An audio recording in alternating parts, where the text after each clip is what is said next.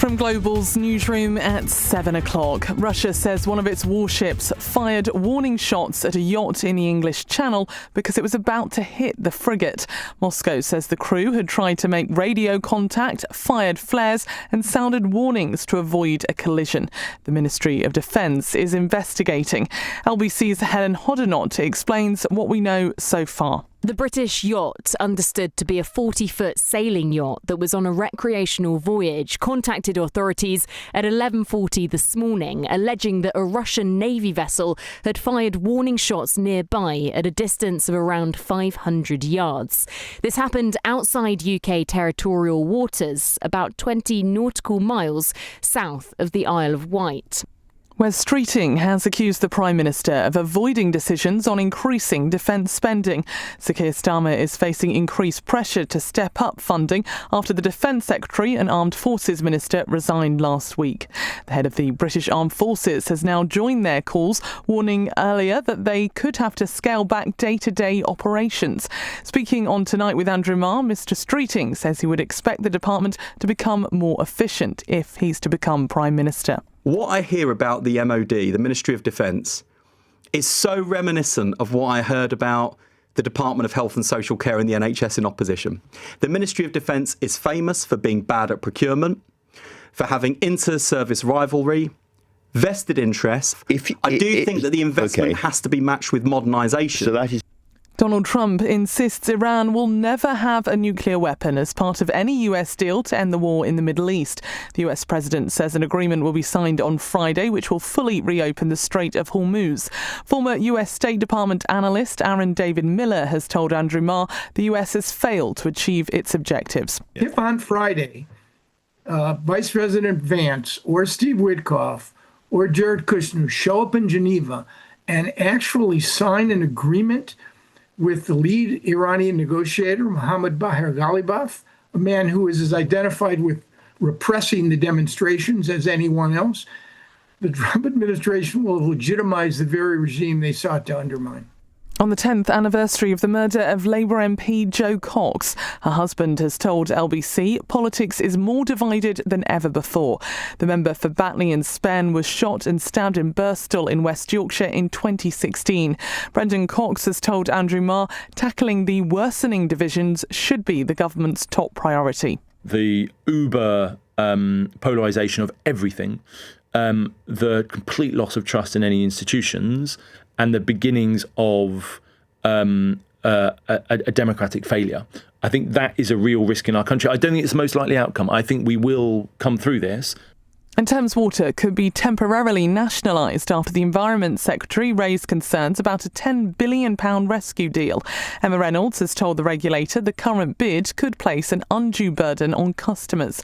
Former Lib Dem leader Tim Farron, who's the party's environment spokesman, told Andrew Marr on LBC he's not in favour of nationalisation. I am in favour of another form of public ownership, which is mutualisation. You're not in the hands of the sluggish state, but in the hands, as a private company, of the consumers. The Secretary of State today indicated that we might be moving towards special administrations. The government takes the company in hand. In the city, the FTSE 100 has closed up 63 points at 10,494. The pound buys $1.34 and €1.15. LBC weather, cloudy tonight with rain moving east across much of the UK, staying mostly dry in the southeast with a few clear breaks further east, a low of 10 degrees. From Global's newsroom for LBC, I'm Amelia Cox. This is LBC from Global, leading Britain's conversation with Simon Marks.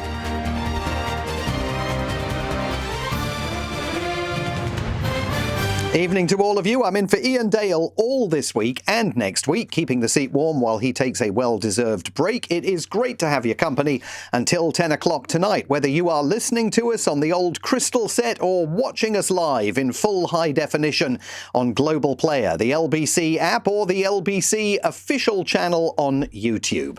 Coming up after the news at 9, can it ever be right to engage in an animal cull as the Prime Minister steps in to stop the proposed accused cull of Dartmoor ponies, whose ancestors first roamed the landscape 3,500 years ago. What will that decision mean for biodiversity on Dartmoor? Natural England says most of the livestock grazing on the moor need to be controlled. They insist that they were not specifically targeting the ponies for a cull. But in a nation of animal lovers, can you ever support a cull, even if it's viewed as critically important to the survival of other species and plants in a diverse environment? We want to hear your views on that after the news at 9. At 8, Cross Question. Your chance to lead Britain's conversation by asking our panel of newsmakers about any topic that is on your mind tonight. I'll be joined around the table by Natasha Irons, Labour MP for Croydon East, Helen Morgan, Lib Dem MP for North Shropshire, Paul Scully, former Conservative MP for Sutton and Cheam, and Albi Amankona, commentator and co-founder of Conservatives Against Racism. You can start submitting your questions right now. But this hour, extraordinary events today in the English Channel. At around midday today, a Russian frigate, the Admiral Grigorovich, fired warning shots at a UK-registered yacht. The two vessels were just 500 yards apart. The Ministry of Defence says there were no injuries or damage reported, but investigations are continuing to find out why the Russian frigate went on the offensive. It was just days ago that the Royal Navy, for the first time ever, intercepted and boarded the Smirtos, a Russian tanker that is one of 700 vessels in the Kremlin's shadow fleet, conveying sanctioned Russian oil all over the world. And today's events in the Channel took place on the very day that John Healey, who resigned as Sir Keir Starmer's Defence Secretary last week, was on his feet in the House of Commons explaining his decision. We don't choose the circumstances in which we serve, or the responsibilities that fall upon us either in this House or in government. And it's the duty of our political generation now to ready Britain for the uncertainties of the years to come. Mr. Healey, who last week accused the Prime Minister of putting national security at risk, publicly pointed the finger of blame at the Chancellor, Rachel Reeves. When allies are looking for British leadership, we must not fall behind. When NATO needs European nations to step up, we must not fall short. Our adversaries don't follow timetables set by the Treasury.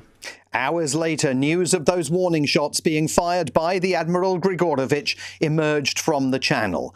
Surely this is this, as the MOD claims, an isolated incident? Or are the Russians increasingly testing us, firing literal shots across our bows? Surely this indicates an even greater urgency now about the need to figure out how we are going to come up with the cash to pay for an improved defence.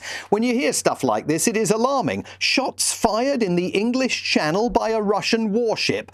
I mean, did any of us even know this morning that there was a Russian warship sailing through the English Channel? Let me know your views. Does this make you increasingly anxious that the country may be on a collision course with Vladimir Putin? How ready do you think the UK is to take on Russia militarily if it ever comes to that?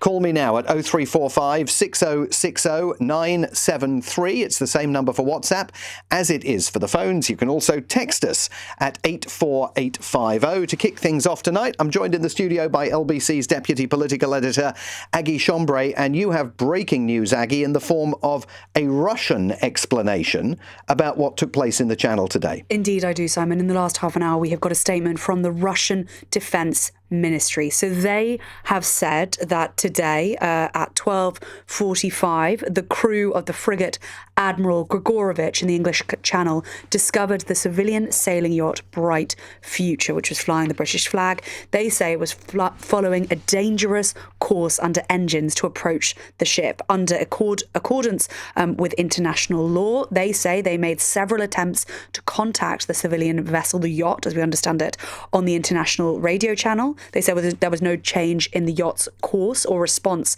to the international radio channel requests.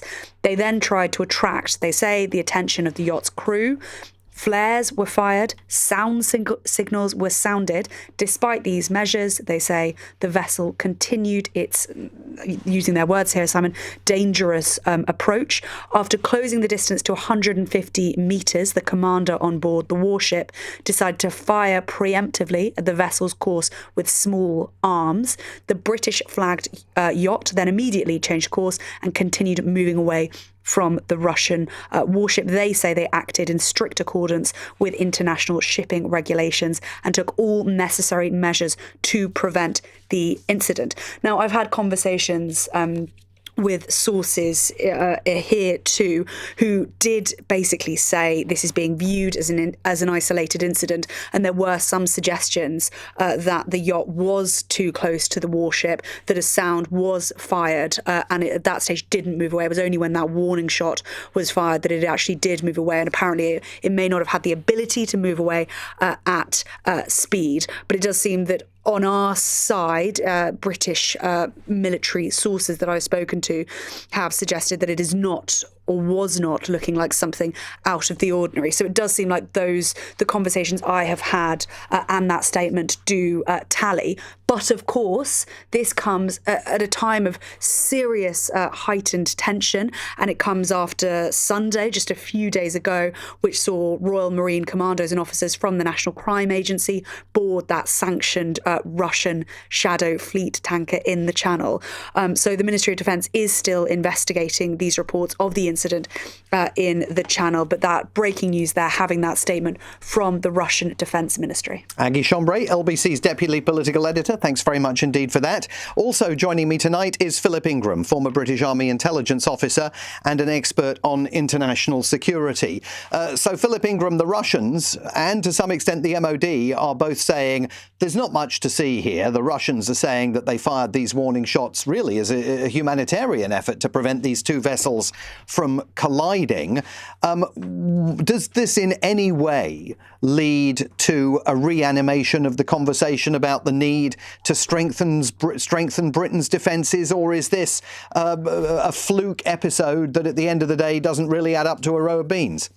I think we're linking the two in a way we shouldn't do. The Russian statement would fit with what's going on. I've sailed that area frequently. Russian warships do pass through the Channel, not always in a safe manner. But if the Russian warship did try to hail the yacht on Channel 16, which is the international channel that the yacht should have been monitoring all the time, if the Russian warship did fire flares, that is one of the first things that you do if you don't get through on a radio. If they tried to visually signal in other ways, and then as a last resort, a warship has got the ability to make other things go bang to try and get a ship's attention to stop there being a collision at sea. And therefore, the British flagged yacht may have not been keeping a proper watch in the way it should have been doing, and that's something that would have to be investigated as well. I don't think we should conflate the tensions that there are with Russia with this particular incident. Can I ask you how unusual or usual is it for Russian frigates to, I mean, this was outside territorial waters, but in the Channel nonetheless, I think 20 nautical miles off the Isle of Wight. How usual is it for Russian warships to be patrolling those waters? Well, they're not patrolling them, they're transiting through. That's a difference. It's international waters. They are allowed to, under international law, use it as a passageway of getting through. What is slightly unusual is we've seen Russian warships sailing with some of these shadow fleet vessels, and therefore you're acting as almost threatening or daring Western military to try and interdict them. But the incident that happened over the weekend where British commandos landed on and arrested the crew from a Russian shadow fleet ship, it wasn't being escorted at that time. But it's not unusual that you get Russian vessels going up and down the Channel. But this doesn't in any way obviate the need for the country still to be having a very serious conversation about its defence strategy and where the money is going to come from to pay for it. Because, of course, this was happening as John Healey and Al Carnes were both making their resignation speeches today in the Commons. Oh, yeah, 100%. We are under attack by the Russians. We have been on a regular basis for years. We go back to Alexander Litvinenko being poisoned with polonium-210 in the streets of London. We go back to Novichok poisoning Sergei Skripal and Yulia Skripal on the streets of Salisbury. We go to the cyber attacks that are happening on a daily basis across the United Kingdom. We go to our undersea communications pipelines and electricity pipelines and oil and gas supply pipelines being interfered with by the Russians on a weekly basis. We go to them patrolling our coasts in a way that isn't just a normal passage that's going through, using our coast to put their shadow fleet vessels through when they're sanction busting to fund their illegal war with Ukraine. We go to warehouses being burned down in London because they're holding supplies that are going off to Ukraine, and it's been linked to the Russian GRU, the First Directorate, their military intelligence organization. We are being attacked by the Russians in what we describe loosely as the grey zone on a daily basis. We do not have the defences to defend ourselves against any escalation that there is going, and we need huge investment in defence quickly. And the assault by the Royal Navy a few days ago on the Smirtos, that Russian tanker, part of the Shadow Fleet, conveying this sanctioned oil to ports all over the world. Do you now look back on that and think that it was purely performative? Or do you think it heralds the start of more similar actions by the Royal Navy in the days, weeks and months ahead? Well, if it was up to the Royal Navy and the professionalism was shown by the Royal Navy, the National Crime Agency, the Royal Air Force in supporting it as well was absolutely superb. The Royal Navy would have been doing this for months now because there have been over 200 Russian Shadow Fleet vessels going through the Channel, not very few of them being escorted by Russian warships. And Keir Starmer in that time could have made the decision for any one of those to have been arrested. It's just very interesting that he made that decision just after two of his defence ministers resigned, and he was coming under a lot of pressure from the support that he's giving to the Ministry of Defence. The cynic in me turns around and says it was performative, but it will have sent a clear message to Vladimir Putin. There's been evidence that Russian Shadow Fleet vessels have changed course and are starting to avoid British territorial waters, and that can only be a good thing. But we're behind the times. The French beat us to this, the Americans beat us to this, even the Belgians beat us to this.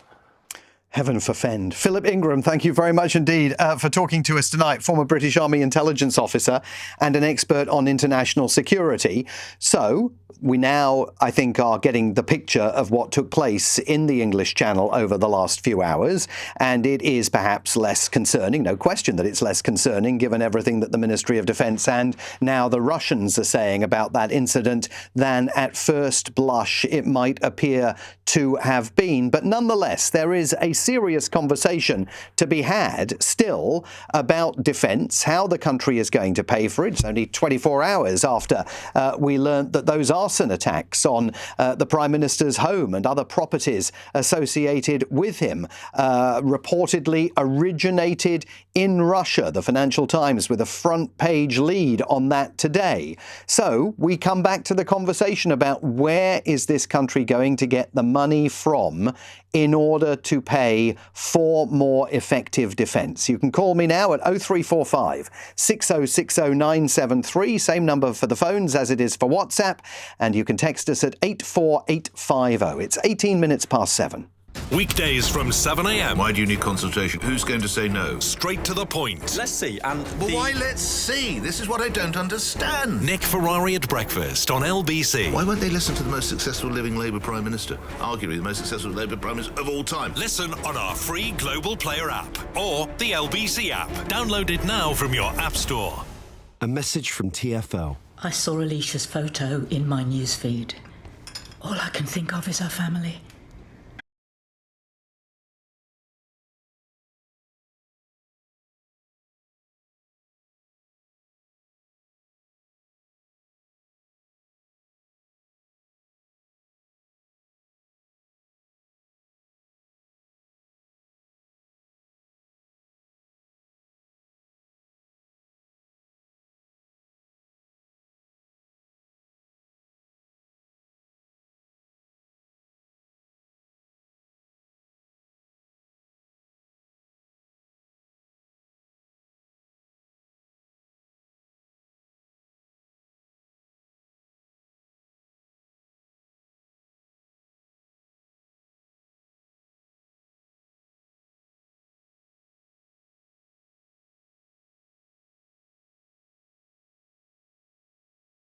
7-3. Malcolm, good evening to you.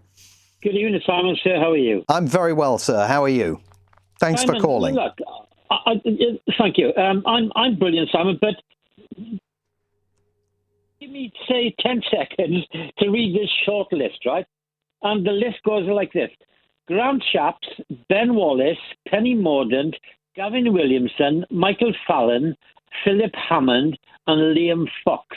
They were all the Conservative Secretaries of State for Defence, Simon. Right now, I would put Healy, the guy who has just walked away from his brilliant job, I would put him between Gavin Williamson and Grant Shapps in terms of being taken serious. And I'll explain why in this way, Simon, right? The guy was on Nick Ferrari, got 6, 7, 8, 9 weeks ago. And he was asked by Nick, how many frigates do we have? And the man did not have a clue how many frigates we have.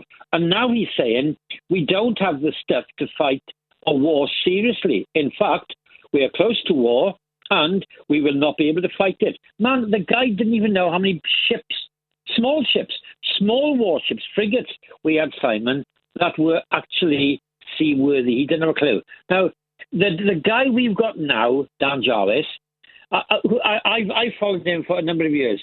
He's been through a tricky spell, Simon. He lost his first wife. He's married again, and it took him several years to get through that awful state of a spell in his life, Simon, right? But he's back. He's back with a vengeance. He's settled, and he's been given, I think, one of the top 3 or 4 posts a prime minister could give a member of a cabinet. And I think James O'Brien read some bits and pieces yesterday or the day before about what fellow military men said about him. And it made the hair on the back of your neck stand up, because they made it clear that this guy was an absolute lethal warrior. And he is now a Secretary of State for Defence. Now, the last one we had who had been involved, apparently, was Ben Wallace, right? Now, Ben Wallace, great. He did whatever he did. Dan Jarvis is in a different class, Simon, and it will be proved, I think. So I think at the helm now of the military, and Starmer will listen, he has to, and I think he will be throwing money in Jarvis's direction. Well, so that's a question, isn't it, Malcolm? I mean, first of all, on the issue of John Healy, I've never met him, but I know people who have worked very closely with him over the course of the last 18 months and who really rated him, thought that he was very serious, very considered about the job, and actually thought that he was going to tough this out, and were surprised when his resignation was announced. But here's the question about Dan Jarvis I've got for you. When he was offered this job by the Prime Minister, I mean, you could argue it was clearly a surprise, and it was a pretty poisoned chalice. Do you think Dan Jarvis, in agreeing to take this job, said to Keir Starmer, I want assurances about defence spending that Keir Starmer clearly had not given to John Healy? Simon, I think Keir Starmer has made it clear that Dan Jarvis has accepted the post, and he has said to Keir Starmer, Keir, I'm going to take a short while. I'm going to look at what's what. Now I'm in this post, and I've got access to the people who are actually relevant in the military and in intelligence and so on. And then, so Keir, I will come back to you with what I think. And Starmer said, fine. Now, look. But if he didn't get guarantees about expenditure, how is he not going to find himself in exactly the same position as John Healy within the next few weeks? Simon, he could have said, no, Sir Keir, I'm an ex-military man, and I love the military, and I'm here in politics to stay, so I'm not going to take this job.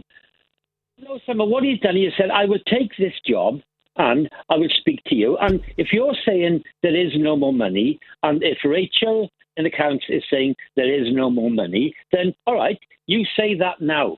But let me do my thing over the next 3, 4, 5, 6 months.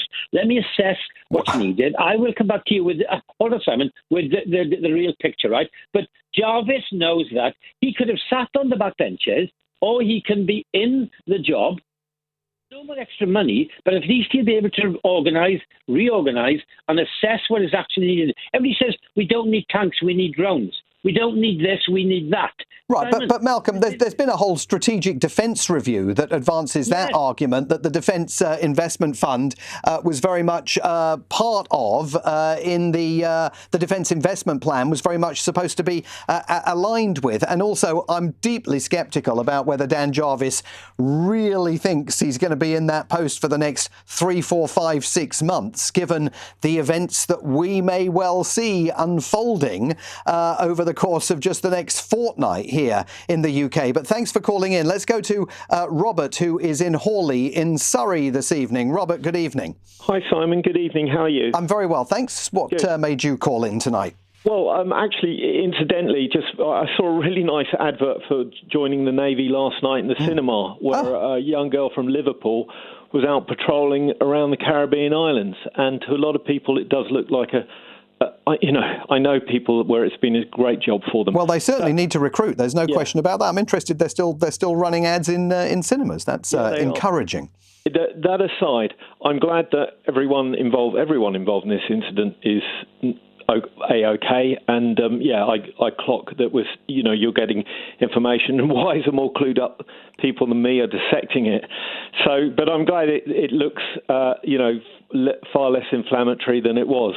But I just wanted to make a point, just taken in isolation, pure isolation, it does highlight dramatically the absurdity in the channel. I know things are changing there, but it does highlight the sheer surreal situation that's been going on in the channel. Just to make a point, if I was to take a boat across the Thames estuary, or I was even to take a boat across between a couple of Caribbean islands, and I drowned a load of people, you'd imagine once all the paperwork was cleared and whatever, if someone saw me doing that again, I'd probably likely have warning shots fired above my head. So it does highlight the absurdity of not using force in the channel, where in other matters, which have been profoundly serious for a long time. Right, but there was clearly absolutely no need to use force today. Under what circumstances? I'm not saying that. It looks like a driver error, and I'm just glad everyone's okay. I'm just talking about a totally different point. I'm just saying that, when you have people arriving on beaches in boats and they disappear and you don't know who they are, that's a long-standing absurd. Right, but hang on a second. Who do you want the Royal Navy to be using force against? Well, under those circumstances, if you've got, like I say, if you've got someone who is spotted again, just let me use the example again. If I was to cross the Thames estuary and I drowned people accidentally, what do you think would happen to me in the first place? I understand, Robert. That I understand. But how are you going to use force against the operators of those boats who are conveying migrants across the channel towards the beaches of the UK without making sure that the migrants themselves are not going to become what in military terms would be known as collateral damage as a result of using that force? Well, you would be close to them. You'd already given them a warning for what they've done. You'd say, look, you're doing this knowing that you are drowning people doing this on frequent occasions. All right, so you're killing people. We're going to give you a warning, all right? Otherwise, we're going to put one in your shoulder or in your leg or whatever. We're going to aim as accurately as possible, be it on your head, which has been far more aggressive in the channel, because we're dealing with people that are killing people, and that situation's been normalised for 4 years, which is so strange, and hence, the unrest you get. It's linked. As to defence, how to improve defence spending and make a contribution there. Funny enough, I've said it before, with great sincerity, I signed up to be a reservist before the Ukraine thing kicked off in early February, and I just weighed it up as something to do. My application got kicked into touch and fumbled. There were website problems, internet problems at the time with the local army base. Raised the age for reservists, you don't want to do it for free, but we want to do it for the right reasons, protect people, and OK, Robert. A few skills. Well, I appreciate your call. Thanks very much. I'm still curious as to how you are going to threaten ships, small boats that are conveying migrants as they cross the channel with force without putting the lives of those migrants directly in the line of fire. You can join this conversation. Tell me whether you think that today's incident in any way raises concerns. Certainly it underscores the need to have a conversation again about how we're going to fund increased defence expenditure in this country. Coming up in a moment.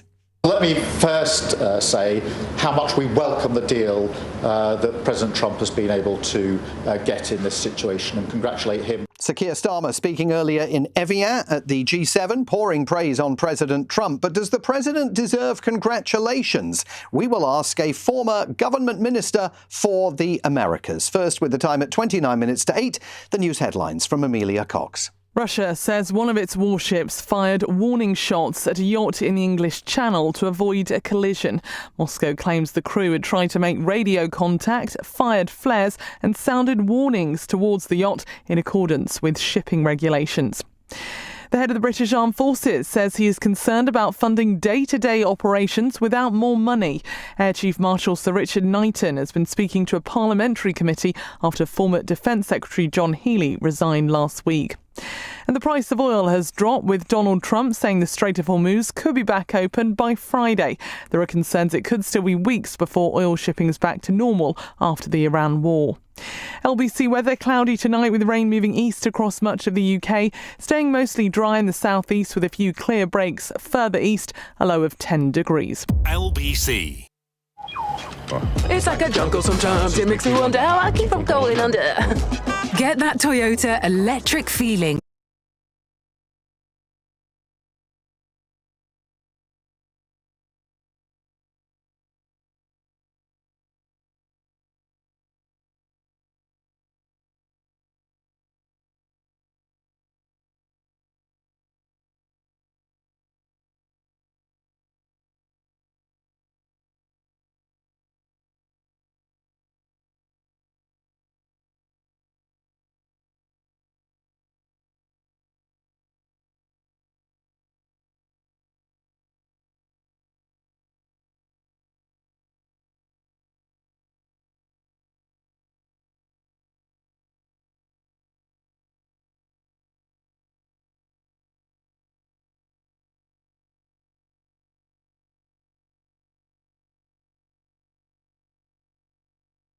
In Evian today at the G7 summit, congratulating President Trump on negotiating a ceasefire extension with Iran. But are congratulations really in order, given the extent to which this deal is on its face selling the Iranian people down the river? And could Vice President J.D. Vance, as he said last night, find the United States in a position where they reward the Iranian regime to the tune of $300 billion if the Iranians give America everything it wants in the detailed negotiations that are to follow? $300 billion. The Prime Minister was at pains today to talk about how positive his conversations with President Trump have been in Evian. I get on really well with Trump, Sir Keir said today, indicating that he had sat alongside the US leader at dinner last night and that the two men had buried the hatchet. But should they, and should we, be slapping Trump on the back for resolving a war of choice that he didn't need to fight and that has caused untold damage to our economy, never mind his own? A short time ago, I spoke to Alan Duncan, former Foreign Office Minister and Europe and America's Minister in Theresa May's government during the first Trump administration. I asked him if he thinks it's right for the Prime Minister to congratulate the President on the Iran deal. Yeah, because you're in a room with the G7, so you're backing the president on what he says is the case. And we have to hope it is, because it was essentially where the negotiations were the best part of 4 months ago, before this utterly unnecessary Israeli-led war started with no clear strategic objective. And clearly any objective that was supposedly there, like removing the regime, has been a failure. They were never going to remove the regime. And so I think that Starmer is right. And I hope that President Trump will now deliver on this and bring this useless purposeless, costly conflict to an immediate end. But when J.D. Vance went on American television last night and posited the possibility of Iran, if it does all the things that the Trump administration wants it to do during the 60-day negotiating period that is due to begin once the agreement is signed, Iran could eventually have access to $300 billion in incoming funds. That is a staggering victory for the Iranian government, isn't it? Well, I think they were always going to do quite well out of this, and it was complete strategic idiocy to think that they were not as clever as they obviously are. And I think the people who have misled the president on this are the Israelis. And the real loser in this is Benjamin Netanyahu, and he deserves to lose. I mean, he is the man who creates all the turmoil in the region, even more than Iran. But if we can end up with a stable Iran, with no nuclear capability, either through enrichment or towards a nuclear weapon, then we will have a much more stable region. And of course, what's happening here is far more than just Iran. We need the Israelis out of Lebanon. We need the Israelis out of Syria, because they're destabilizing the south there. And we need the Israelis, the biggest issue of all, to get the hell out of Palestine, because it's not their country. But the Israelis have made it very clear. Netanyahu made it very clear 24 hours ago. He's not pulling troops out of Lebanon. Do you worry that between now and Friday, when the signatures are meant to be applied to this memorandum of understanding by the Americans and the Iranians, that there is going to be more jiggery-pokery by the Israelis in a bid to undercut this deal from even being inked? Yes, of course they'll try. And they successfully derailed the talks 4 months ago. But what I think is clear is that President Trump is becoming rather exasperated, not to say very angry with Netanyahu. And if he doesn't buckle on that, that puts the Israelis in a very isolated position at a time when Netanyahu is personally vulnerable, when they've got elections looming, and where I think he has completely overreached himself and is so in breach of international law and all the decencies of conduct, he deserves to have the world turn on him and say, back in your box. Let's look more at Sir Keir Starmer's relationship with Donald Trump, which has been catastrophic over the last several months. Well, certainly in terms of the language that Donald Trump has used to describe the Prime Minister. No Winston Churchill and all of the other insults that have been thrown in London's direction. The Prime Minister says that at the G7 summit, they've got on famously. The relationship is being repaired. Is that true?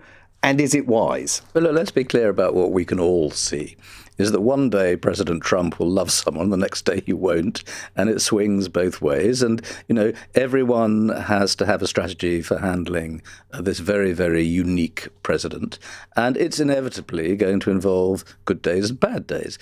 And I actually think that by and large, Keir Starmer has handled him as well as we could, given that there are clear differences on Iran and potentially, or possibly, Gaza as well, and, the so-called border peace and all that. So I actually think he's done all right on this, and it's very difficult to know how it could have been handled much better, given our obvious differences. And with regard to the news of the day, which is now dominated by this Russian frigate in the English Channel firing warning shots at a yacht, on the day on which former Defence Secretary John Healey said to the Commons, our adversaries do not make decisions on the Treasury's timetable. I mean, definitely pointing the finger of blame at Rachel Reeves for undercutting the defence investment plan. How serious is the damage that has been done to the Prime Minister by these accusations that the country is inadequately defended, its national security is at risk, and now by this news that we've had tonight from the English Channel about the events of earlier today? Look, there are a few things tied up in your question. The first is how we handle Russian warships doing things they shouldn't, and it was quite right to seize the Shadow tanker. The exchange of fire was actually outside our territorial waters. Doesn't make it any better, but nonetheless it makes it legally slightly different. In terms of the damage to our reputation as a country for having serious defences, I think Keir Starmer has made a big mess of this, but it points to the main problem, not just of the issue of defence, but also of his plight, which is that no one is adequately focusing on Rachel Reeves. And she is the total disaster of this government. She is the weak spot. Everyone's homing in on Keir Starmer, and there's hardly a mention from the media of Rachel Reeves. And I think she has created the complete collapse in this government's reputation. But he is First Lord of the Treasury. That's what it says on the front door at number 10. No, you're right. Yeah, it does, and he is. And, of course, it illustrates his weakness. But nonetheless, this goes back, I think, quite a long way before he looked as weak as he does now.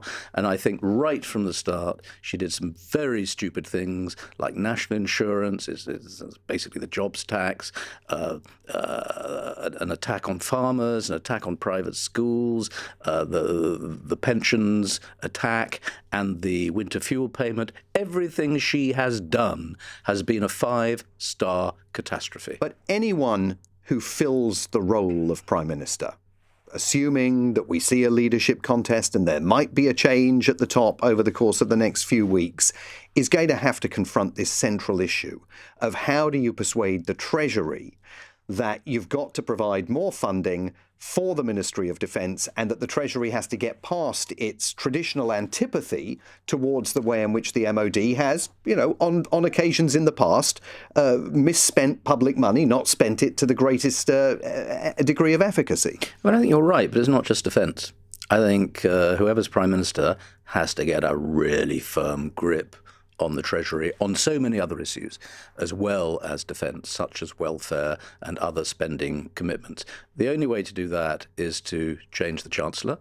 But my forecast, for what it's worth, if I stick my neck out, is it may be that Starmer is going to last a little bit longer than people think. It may not all happen next week. There are rules. Things don't necessarily implode straight away, although they could. But if he were to hang on for a bit, I think the attacks against him would then peter out a bit. He can have a massive reshuffle, get rid of this useless Chancellor, and maybe restore his reputation a bit by suddenly being tough and having an agenda which begins to make sense. Alan Duncan, thank you very much indeed. Alan Duncan, the former Conservative Foreign Office Minister there. You'll have heard some of his very strong criticisms of the Chancellor, Rachel Reeves, and there has been quite a lot of that around over the last few days. It looks like former Health Secretary Wes Streeting has noticed. Let's take a listen to his response when he was asked by Andrew Marr earlier here on LBC about whether a change of Chancellor is needed. Well, I'm not getting into. All right. I don't think that's fair on the Chancellor. I certainly don't think, in the middle of all of this row about the defence investment and other things, that it's very easy for people to scapegoat the Chancellor. I don't think that's fair. So let me ask you, as part of the conversation we're having about increased defence expenditure in the UK, how much of a problem is the Treasury? How much of that has to be overcome in order to secure additional funding to pay for the nation's defence? More of your texts and calls to come, plus, of course, cross-question at 8. The time here on LBC now, 7:45. This is LBC. Tony, what do you want to tell me? Good morning. Scott has called from Glasgow. Hi, Scott. Jane's in Camden first. Hi, Jane. This is a big step, real change for our children. The government will ban access to social media for all children under the age of 16. Hear every side of the story. Follow the rules, follow the law, and your child is safe. We're over the moon about it. I think it's one of the best pieces of legislation I've heard in years. A slippery slope of full-blown government censorship. I lost my sister to suicide 5 years ago. Social media was a real part of this, and so I am incredibly relieved to hear this. I think it's fantastic because when I grew up in the 80s, we didn't have technology. Listen on our free Global Player app or the LBC app. LBC, leading Britain's conversation. So, what's on your to-do list today? Why don't you check if you're eligible for pension credit? It tops up your pension.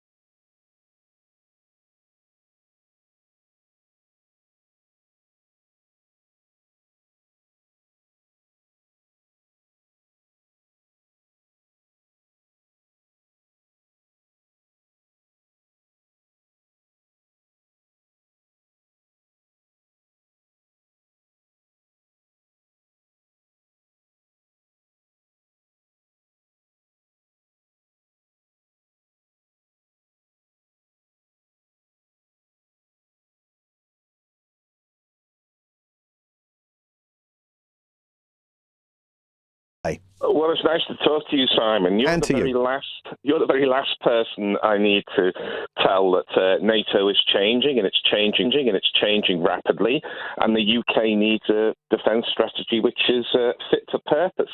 It also needs a strategy for social care and the demographic challenge, which is just over the horizon, and I should know, I'm one of them, and climate change and the coming AI revolution, all of these things which all look, enormous, and they are enormous. But the approach that's taken is this very seductive one for any manager, and I can recall my time, I used to do it, where you manage the problem. You just look at it in bits and pieces, and the row, especially inside the Westminster Village, becomes on these incremental changes and who's going up the ladder and who's going down, and is it Rachel from accounts or is she the Chancellor of the Exchequer who's going to make all these changes? I don't think that's going to work, and I don't think it's fair to hold out to the generation behind us who are having a pretty rough time of it, that this approach will solve the problems that are absolutely clear and present dangers. So what do we do? Well, sometimes it's nice to take the approach of doing what your opponents would not like you to do. And I think what the Labour Party's opponents would not like them to do is abolish national insurance. It's a regressive tax. It's not fit for purpose. It's got nothing to do with what it was intended to do. So there's 3 years before the election, announce the new Prime Minister, when they come, announce that the national insurance will be abolished and the opportunity will be taken to make a new settlement with the people about how we raise the money to meet the challenges of those 4 fields and plenty of others. And to do that, a new settlement which rebalances where we take the money between wealth on the one hand and income on the other. There are loads and loads and loads of ideas that are out there. There are advanced economies that are doing this. There are less advanced economies. There are all kinds of academic papers and everything else. We're not short of ideas on this. What we are short of is the will to recognise just how big these problems are and how radical the solutions will need to be in order to address them. Gary, how does it help the defence strategy that you want to be well resourced and fit for purpose if you abolish national insurance? Where's the connection? The connection is that it's an opportunity to rebalance taxation. National insurance is a loathed tax. Nobody likes it. Nobody wants it. What I am not saying... But there are lots of loathed taxes, Gary. I mean, VAT is a loathed tax. Business rates are a loathed tax. I mean, there aren't very many taxes out there that are loved by the people who pay them. No. But they quite like defence strategies that work, and we've got to get the money from somewhere. But it's a line in the sand. Yeah, but I don't quite understand how abolishing national insurance is going to create the opportunity to get the money to boost national defence. Because you change the taxation base, you change income tax rates, you change the balance between wealth and income in order to raise money. It's an opportunity to do something different. And in doing something different, I am not saying we cut taxes, quite the reverse. I am saying we raise more money for the state to spend in these fields where the state has an important role to play. And we've talked a little bit on LBC today about water and things like this. These are absolutely essential things that the Romans knew was important for the state to do, and somehow we think we can farm it off.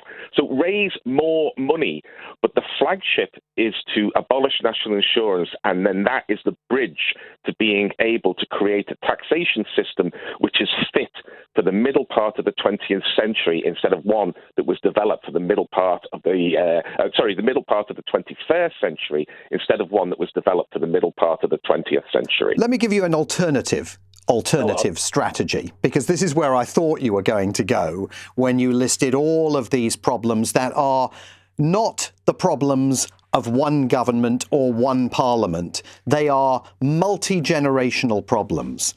Why is this country no longer able to find room for competing political parties occasionally to put politics to one side and say, you know what, we've got to forge a defence strategy for this country and an AI strategy and a social media strategy that is going to have implications that go way beyond the lifetime of any one government.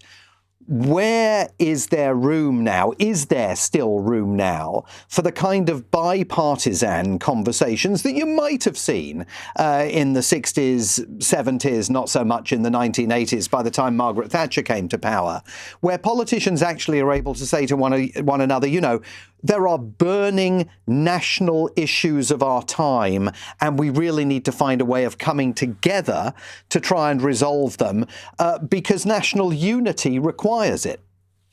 Well, I was in Stormont last week in Belfast. It wasn't a great week to decide to visit Belfast, but I did go to Stormont, and I recall the bad old days of the 70s and the 80s, and I looked at some of the names, and I looked at some of the newspaper clippings they have there, and there's some marvellous portraits there. Nobody ever thought in the 70s and deep into the 80s that I'll be able to go to Stormont and see that now. Not everything's great in Northern Ireland, but they did it. And the reason they did it is because there was a political will to do it. So we need that political will. Yeah, I mean, that's exactly. Ballot box, and absolutely. We manifest in leadership. Leadership is what makes these things happen. And when you look at leadership in the rear view windows, it looks easy because things work out. But when you look at it in the future, it looks impossible. The leader is the one who can break that Gordian knot, cut it, and find a route through to what might not be sunny uplands, certainly not at first, but certainly a vision of a country, of a society, of a world that is better. And you're right to think we are horribly short of them at the moment, but sometimes they arrive quite quickly, and sometimes they make things happen. And God knows, I hope they do soon. Well, let's see what the days ahead bring. Gary in Tooting, thank you very much indeed. Not sure I agree with you at all about abolishing national insurance, but your mention there of the need for leadership reminds me of one of my favourite quotes from any American writer. It's by William Safire, who was a New York Times columnist who used to write a column all about language. And he once wrote that leadership is what happens when the inconceivable becomes the inevitable.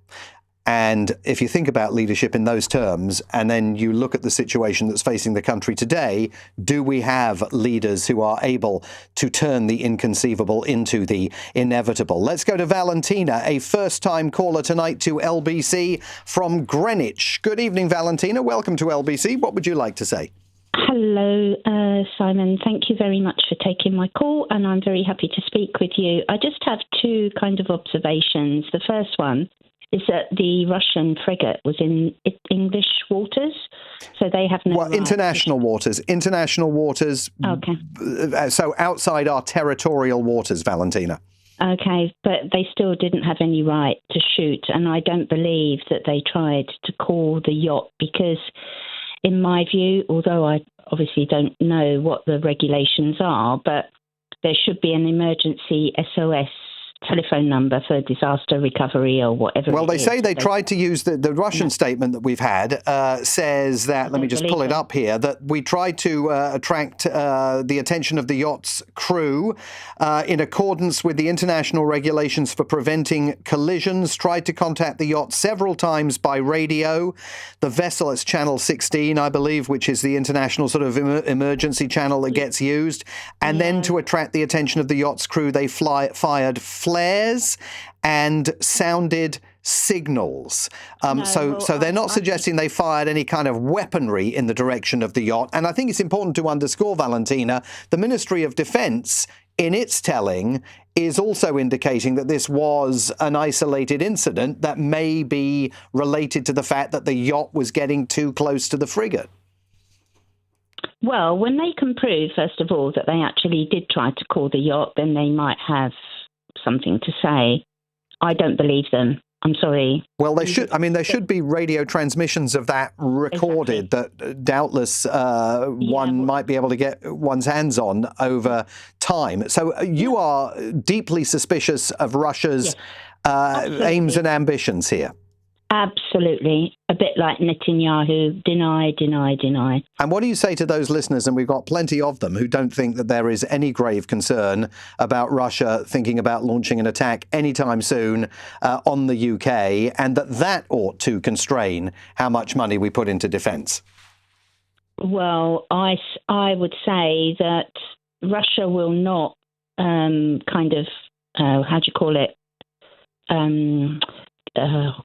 strike against us now.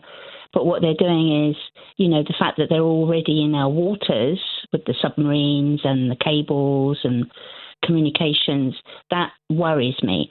And I can't believe that the government is not doing anything about it.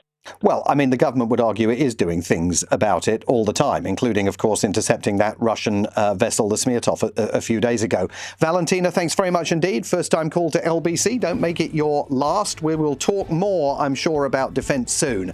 But now it's time for this evening's edition of Cross Question. Your chance to ask our panel tonight about anything that is on your mind. Joining me around the table will be Natasha Irons, Labour MP for Croydon East, Helen Morgan, Lib Dem MP for North Shropshire, Paul Scully, former Conservative MP for Sutton and Cheam, and Albi Amankona, commentator and co-founder of Conservatives Against Racism. You can ask them anything you like about the warning shots fired by that frigate today, about the US-Iran peace deal. Is it really all that?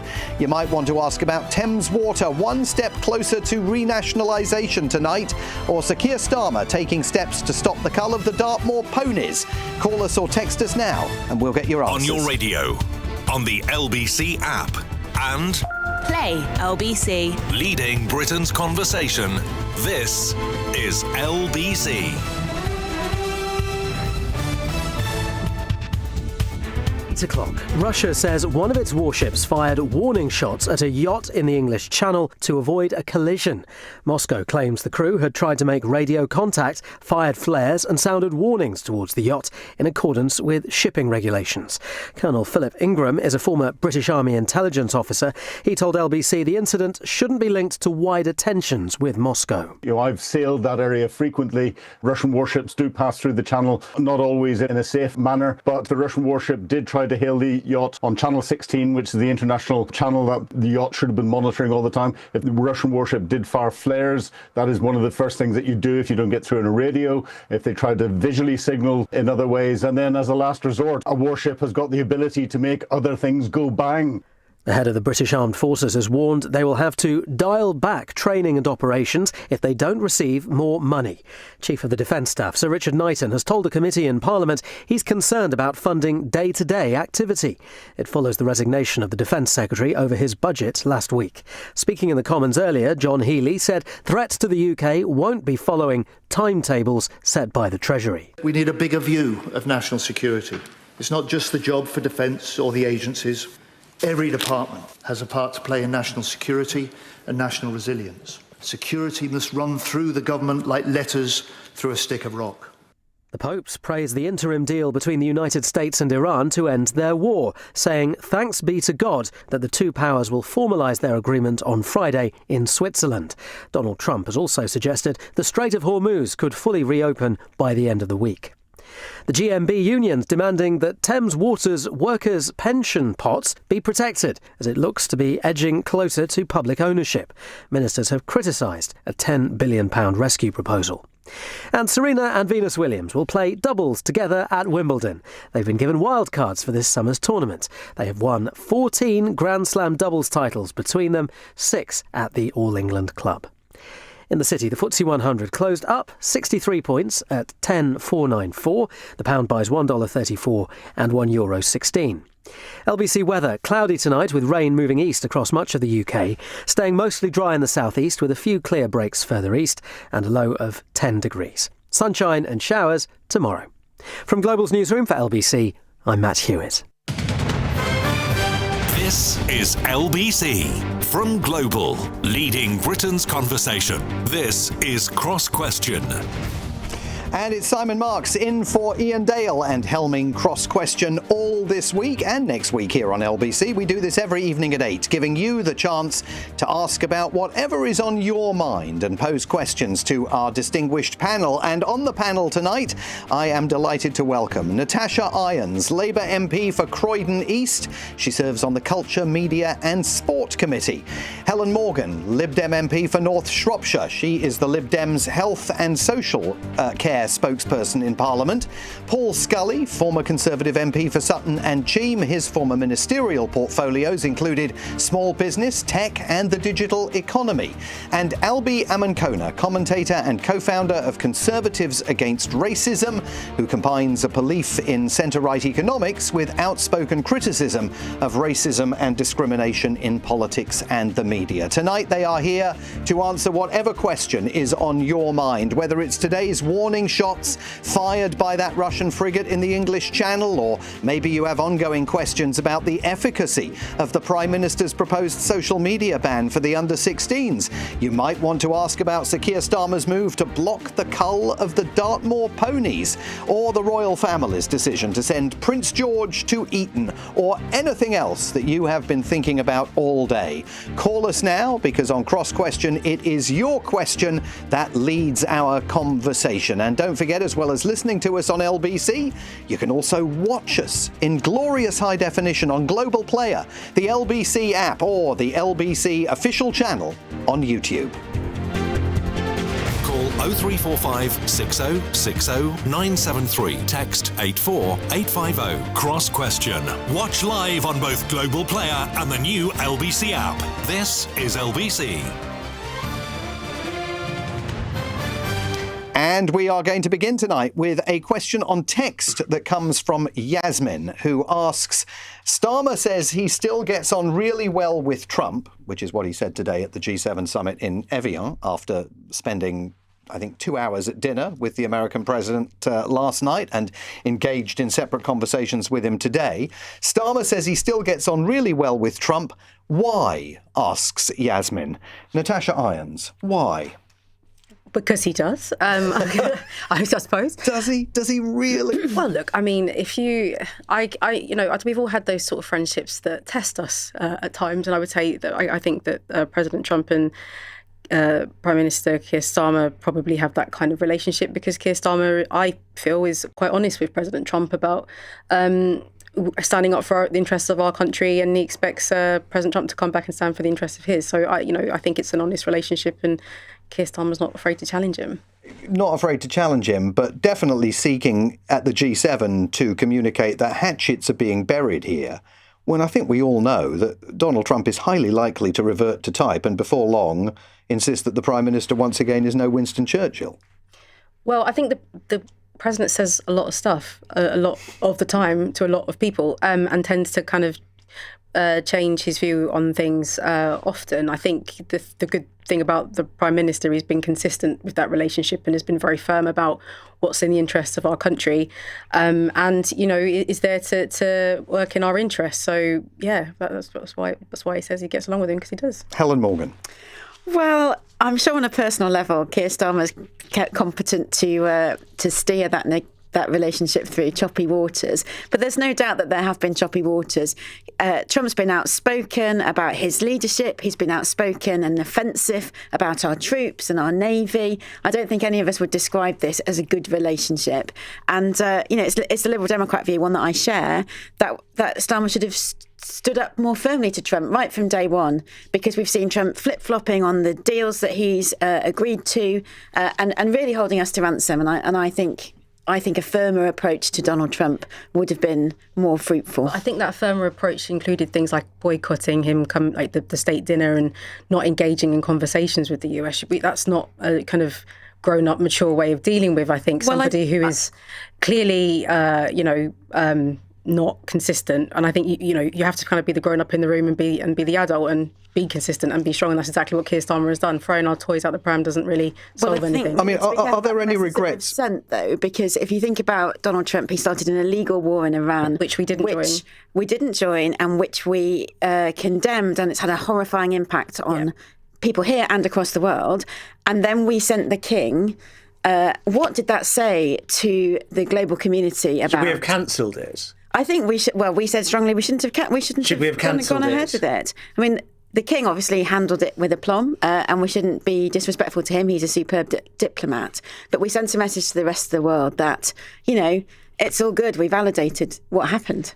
LB, I'm sensing... I just feel like the Liberal Democrat position on this is just really unrealistic.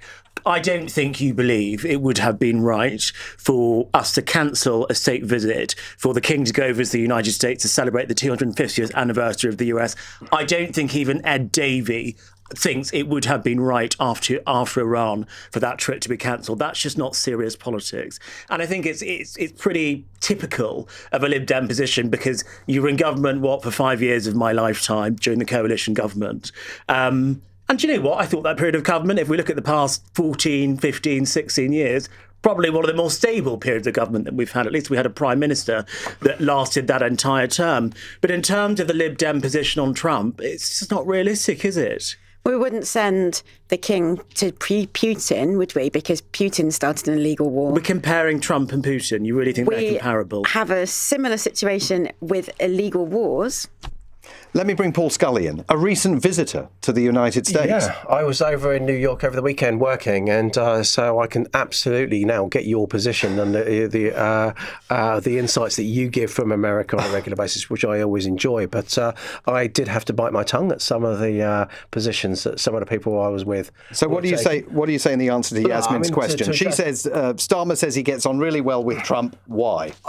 Because he says he has to say that. I think he would love nothing more than to take an Ed Davey position, to be honest, because that's what he was doing in opposition. Most of the Labour Party were. Now they're best buds with them. You've got David Lammy best buds with JD Vance, and so he can pick up the phone and tell him anything. Keir Starmer saying all of these things.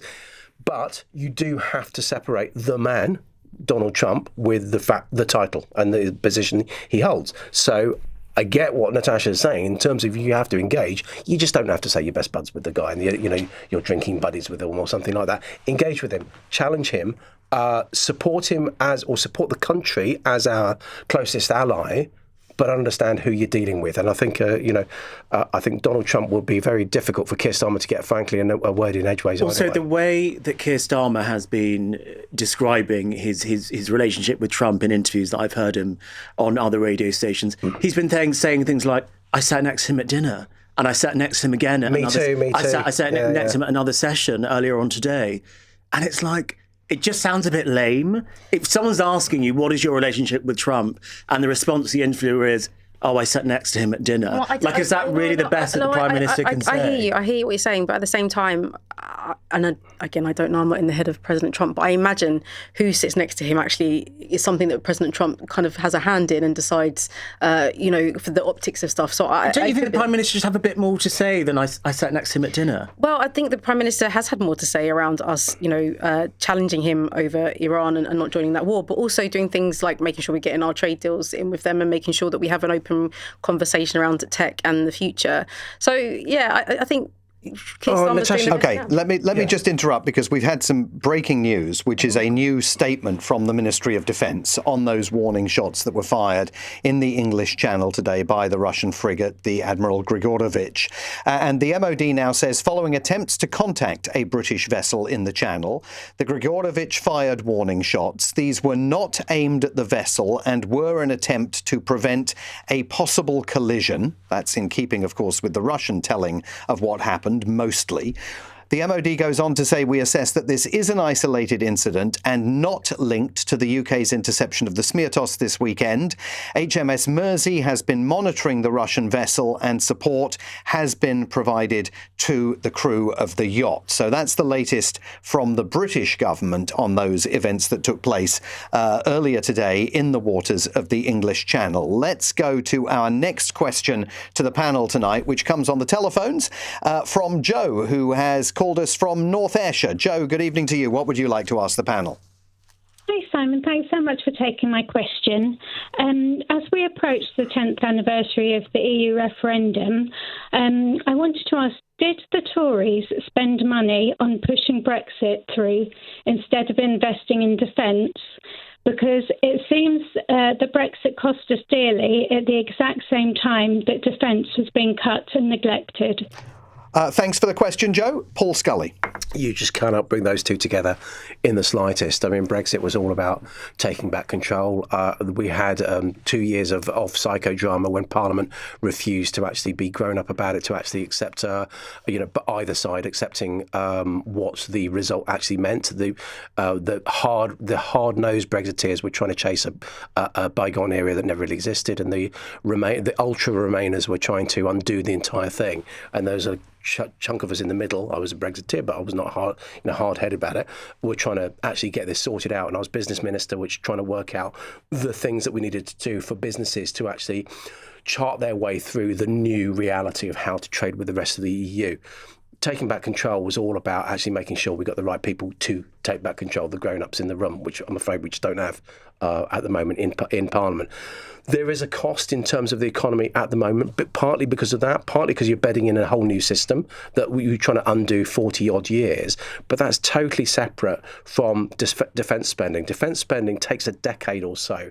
I remember David Cameron he was cancelling a load of things that Gordon Brown did. What he was doing was always going to take 10 years, and there's always an excuse why not to do something. We're now in a position when every person in control of the armed forces and senior in the armed forces is saying this is the most dangerous times we are living in. But you can't just turn on the tap.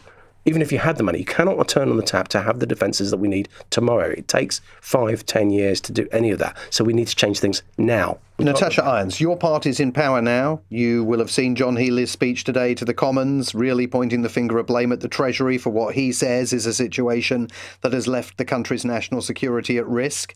When you look back at the Conservative record, which is what Joe is getting at, did the Tories spend money on pushing Brexit through instead of investing in defence? How do you view that through the prism that you're currently looking at it from in 2026? Let's start with Brexit. So maybe there isn't a direct budget line that said we're not going to spend on defence, we're going to spend it on Brexit. But it did shrink our economy, which means the decisions we have to make are harder. It did isolate us from our closest European neighbours, and now we're having to rebuild those relationships so we can make ourselves safer and stronger with our closest neighbours. So I think, although I said there might not be a budget line that goes straight to defence, you can definitely see a kind of causation between the way the previous government handled Brexit and the kind of inefficiencies and bureaucracy and struggles that businesses have now because of Brexit, that has had an effect on our economy and shrunk it and made us all poorer.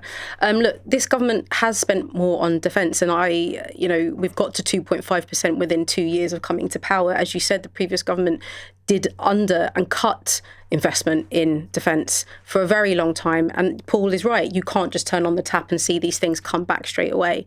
I have nothing but respect for John Healey. I think as a backbencher, you have your sort of Secretary of States that you admire from afar. And I had nothing but respect for him and the way he has been handling himself.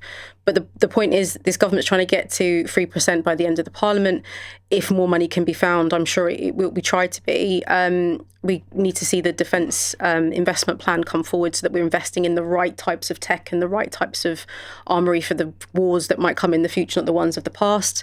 But we also have to continue to make sure that we're spending any extra money on as many companies in the UK as possible, so that grows our economy and creates jobs. And about 94% of the new contracts coming out of the money we've already put in are for UK companies. But there are analysts who argue that those companies in the UK that would most benefit from agreement about defence expenditure, that have contracts hanging on the line in terms of whether it's drone production or other equipment that can assist the British military, are really now facing questions of survival because of the delay in bringing this defence investment plan to Parliament and to the country.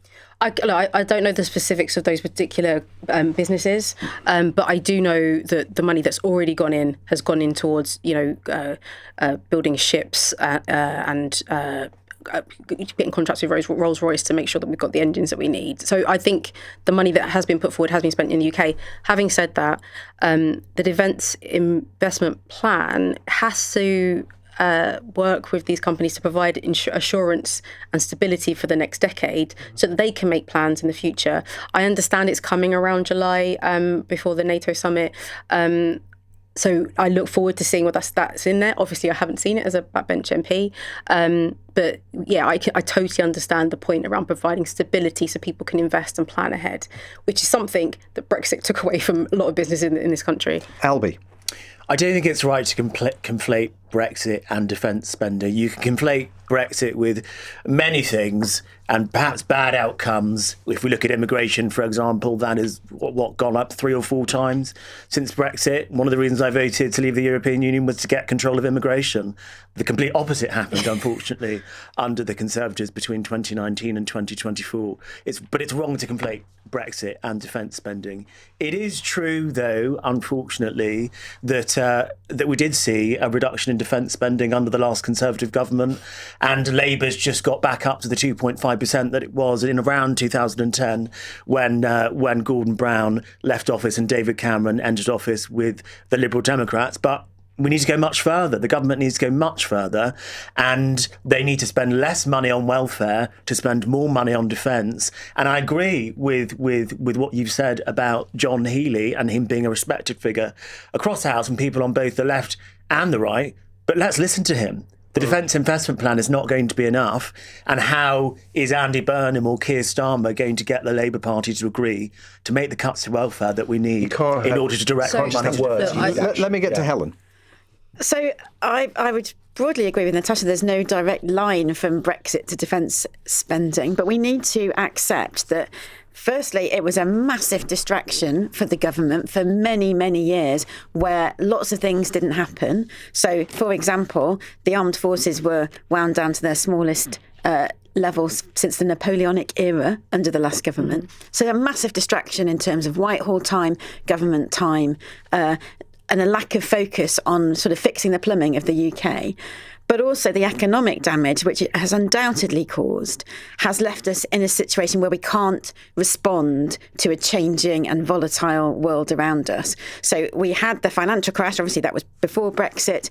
Then we had Brexit, that weakened us further, and it's left us unable to cope with the pandemic. We can't respond because we spend too much on welfare. Unable to cope with the pandemic, unable to cope with the war in Ukraine and the spiralling oil prices, the war in Iran and the spiralling oil prices, which, for the record, the Conservatives initially said they would go along with. So I think we need to accept that Brexit has been very, very damaging. And it's exactly why we have a problem now with how are we going to raise the money to fund the defence investment plan that we desperately need. And we have to look at more innovative ways of finding that money, because every government says it's going to cut the welfare budget and they all fail. OK, we're going to keep this conversation going because when we come back, we're going to talk about specifically the Chancellor of the Exchequer, Rachel Reeves. More of your questions by phone and on text as Cross Question continues. The time here on LBC, 21 minutes past 8. This is LBC. Get iPhone 17 in the Vodafone Business Summer Sale. iPhone 17 is built for business with all-day battery life.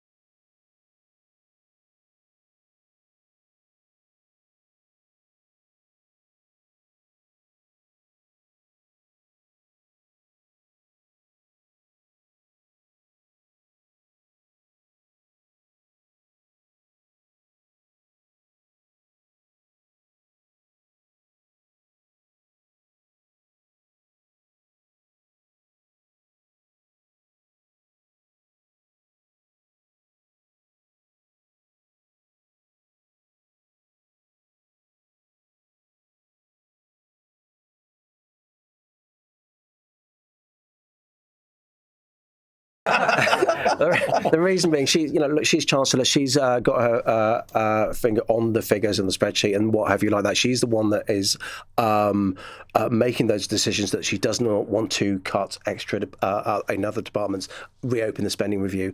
But Keir Starmer, I heard you talking about to Alan Duncan saying he is the First Lord of the Treasury. He is the person that put it there in the first place. So this is why it's a no. He is the one that I think is being too weak to actually say, no, I'm the Prime Minister.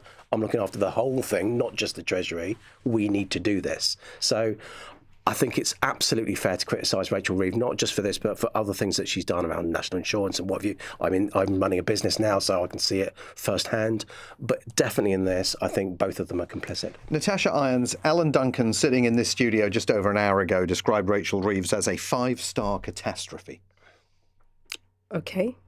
Is she being unfairly scapegoated? With comments like that, absolutely. I think that's completely wrong and unfair. The situation in which Rachel Reeves inherited an economy that was just stagnant, terrible growth, things spiralling out of control. She has brought stability and growth back to our country before the Iran war. So I think she's done a very good job of kind of steadying the ship and trying to get us on the right track. In terms of things around defence spending and this sort of back and forth about whether we can cut welfare just to pay for defence. Look, the government is bringing in lots of measures around the right to try, so that somebody can, and changing how the benefit system works, where we incentivise you to work rather than look at how we keep you out of work. These things are starting to come through now, and will start to bring down the bill for that kind of group of people that with that kind of group, that cohort of people that were signed off sick. The real challenge for welfare, and the thing that nobody ever really says, is the biggest group of people that receive welfare are pensioners. And I don't think any person is going around saying we should cut pensions for people. Oh, I am. Okay, apart from... Well, definitely the triple lock. The triple lock needs to go. Absolutely. And Paul, was that something you were looking to do? Yeah, absolutely. When you were in power? I've said it so many times on broadcast in the last 6 months. And I think it's done its job. Did you say it in the preceding 6 years? To be fair, I'm not sure. I don't. When if you it were came up, Minister yes. of the If it Government. came up, yes, I did. But it never really came up. But now, and it's not because Labour are in. I've said it to the because it frustrates me beyond belief that the Conservative Party are chasing a core vote that's shrinking anyway because of electoral purposes, not because of any economic sense. It just does not make economic sense.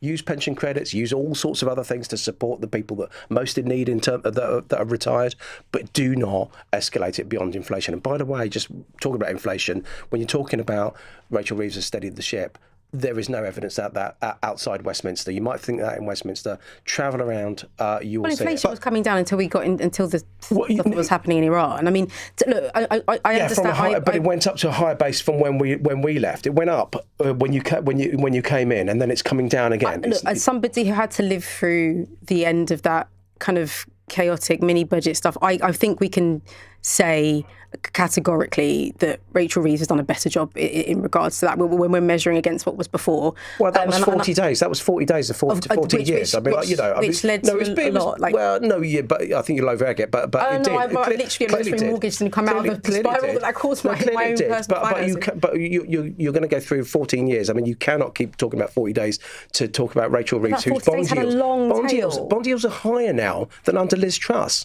So government borrowing is higher. By the way, when we talk about defence spending, we're spending twice the amount we are in defence on our borrowing. But can I go back to this triple lock question? Because your view now is the triple lock should go. It always has been. So you think but it's much easier to say that when you're out of government, given how it absolutely, I can tell you from sitting in this chair, it infuriates many pensioners who listen to this radio station when people suggest it should go. You think it's got to go? I think it's absolutely got to go because you cannot keep having an escalator that is growing faster than the economy, faster than inflation. We are, as Jeremy Hunt made the point the other day, also out of power. But he's still an MP. That's different. Right, but out of power. But that's given him time to think. To be fair, and he was a guy who was Chancellor, who was making this decision. He made a really good point on a radio station the other day when he was saying the fact that we are literally borrowing money to increase pensions. So basically, it's their children and grandchildren who are paying. I aspire to be a pensioner one day, by the way. So I have no problem with making sure people are paid well in retirement. But it's got to be reasonable and sustainable is the key thing. Helen Morgan, I mean, there is a growing sense, I was reading the Financial Times last week, and they take it as absolutely read, that the triple lock is eventually going to be scrapped. I suppose the problem with the triple lock is that the state pension is currently, £14,000 a year. It's an abysmal amount of money to try and live on. And that's why politicians are so nervous about suggesting that they would get rid of it, because we've still got millions of people living in poverty. When it was brought in, we had, 2 million pensioners in abject poverty because the link between earnings had been broken and pensions had been broken. And it's gone some way to lift some of those people out of poverty. But we still don't have a really generous state pension compared to the rest of the world. So it is a really, really problematic thing to deal with. It is not a question of saying those people have got loads, we should give them less, and other people more. That's not the case. If you're managing on a state pension, you are really, really struggling. But I think it's a bit disingenuous to talk about the state pension as if it is designed to be the only income that any pensioners live on. But for many of those people that's not how it's designed. That's exactly how it was designed. They paid in all their lives and they expected... No, but it's not, because there's pension credit, there are private pensions that people have. Doesn't work, but those people paid national insurance and their expectation was that they would have a pension in their retirement. And it's still that generation that are drawing a pension. So I think we need to be very clear about plunging people into abject poverty. But you're not going to, because it's about how you're increasing pension. It's about not increasing it by as much. If one thing came out well out of the winter fuel farrago was that actually more people now claim pension credit than did before, which is a good thing, because you need to use pension credit as something to bolster up those people who really are struggling in retirement. And I think the question was about Rachel Reeves. The question is about Rachel Reeves. Is she being made a scapegoat? I think she inherited a toxic position, and there have been some external factors that were beyond her control, so particularly the war in Iran. But actually, I think she's made some pretty poor decisions along the way as well. And the winter fuel allowance... it was politically catastrophically poor. It made everyone feel like Labour was going to break their promises, and it's set an expectation among people that the government isn't on their side, and I think that's really problematic. And then the national insurance hike has been devastating for businesses. Certainly in my constituency, everyone I speak to says that has hit them really hard. And along with the business rate stuff, businesses are really, really struggling, and we can't grow the economy while those conditions prevail. And Albie Amankona, before we get to the news headlines, is she being made a scapegoat? I think she is being made a scapegoat. If the Prime Minister wanted to do something as the Prime Minister of this country with a parliamentary majority and being the First Lord of the Treasury, he could have instructed her to do something differently with welfare spending and defence spending, and perhaps he wouldn't be in this mess. OK, more of your questions for our panel tonight. I'm joined by Natasha Irons, Labour MP for Croydon East, Helen Morgan, Lib Dem MP for North Shropshire, Paul Scully, former Conservative MP for Sutton and Cheam, and Albie Amankona, commentator and co-founder of Conservatives Against Racism. But now, with the time at 28 minutes to 9, the news headlines. The MOD says it believes the firing of warning shots by a Russian warship near a UK-registered yacht was an attempt to prevent a possible collision. Moscow says the crew had first tried to make radio contact, fired flares and sounded warnings towards the yacht in international waters south of the Isle of Wight. The head of the British Armed Forces says he's concerned about funding day-to-day operations without more money. Air Chief Marshal Sir Richard Knighton has been speaking to a parliamentary committee after former Defence Secretary John Healey resigned last week. And the price of oil's dropped, with Donald Trump saying the Strait of Hormuz could be back open by Friday. Pope Leo has thanked God for the interim peace deal between the US and Iran, saying it's better to settle remaining points through dialogue. LBC weather. Cloudy tonight with rain moving east across much of the UK. Staying mostly dry in the southeast, though. A low of 10 degrees. LBC. You've probably been with the same energy supplier for decades. And why wouldn't you be? Loyalty matters. But lately, bigger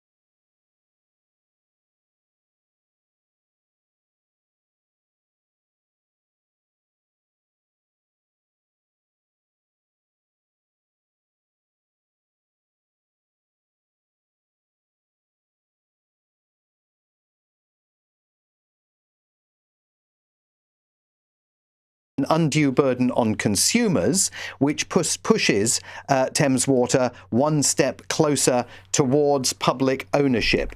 Albi Amankona, if Thames Water is going to be nationalised, what about nationalising all the water companies? I can completely understand the argument that a lot of people will make about water privatisation and say that it's a monopoly type of industry. Water privatisation hasn't really worked. We're seeing all of this sewage being pumped into our rivers and it being pumped into the sea.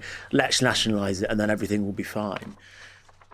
But I think if we let's look at South Western Railway, for example, a railway company that's recently gone into public ownership.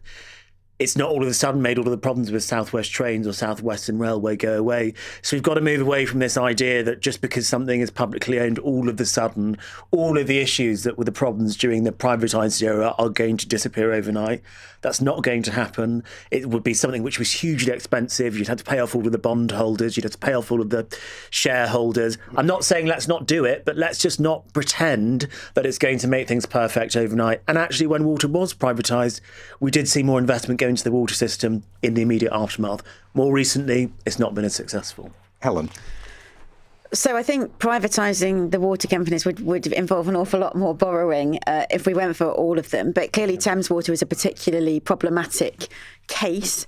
We've proposed a kind of special administration programme to bring public ownership a step closer and to ensure that there is proper mechanisms in place to make sure Thames Water gets its act together. I think, to your point, though, about has privatisation been a success? What we've seen with water companies is investors pile them up with debt, which is what's happened at Thames Water, and take huge dividends away, pollute the rivers and fail to invest in the network. And so the current model isn't sustainable. So we need a regulator with teeth, and we need to be able to bring the water companies a step closer to public ownership through these sort of special administration procedures, and make sure that the water companies are being run for the benefit of the customers and our future water infrastructure, and not for the benefit for often overseas shareholders who are just stripping dividends out and loading these companies up with debt. Natasha Irons, Andy Burnham was talking over the last few days about nationalising not just water companies, but energy companies as well. Do you think, as Liam suggests, that we should go the whole hog and nationalise water across the country? Well, I'm not opposed to us, especially something that's like a natural monopoly, which is the water companies are. I'm not opposed to us having a look at that and saying what is the right and best solution to keep the costs of that down for consumers, but to also protect the environment. I know that the Secretary of State today, has written to Ofwat to say that the kind of proposal that have come forward for Thames Water now are just not anywhere near where they need to be. They're absolutely not. But she also made very clear in her statement today that if the government needed to step up at this point, that all options are still sort of on the table. I think, though, the clear key thing is that regardless of whatever type of model of management we have, we need a better regulator. We've got the Clean Water Bill coming up soon. We need a regulator that can actually do something about these things and not just sit back and sort of watch it spiral out of control. We need to cap on the debt that these companies can acquire, and we just need to get much more serious on how we manage this. We can't just let it sort of spiral out of control like it's got to. Paul Brendan has texted in to say water is publicly owned up here in Scotland and the world hasn't ended. Yeah, I mean, Natasha made the point about the fact that privatisation of water is slightly problematic the way it was done because it is regional monopolies effectively. And so I think what you have is what we're talking about in the main question is, do you renationalise something?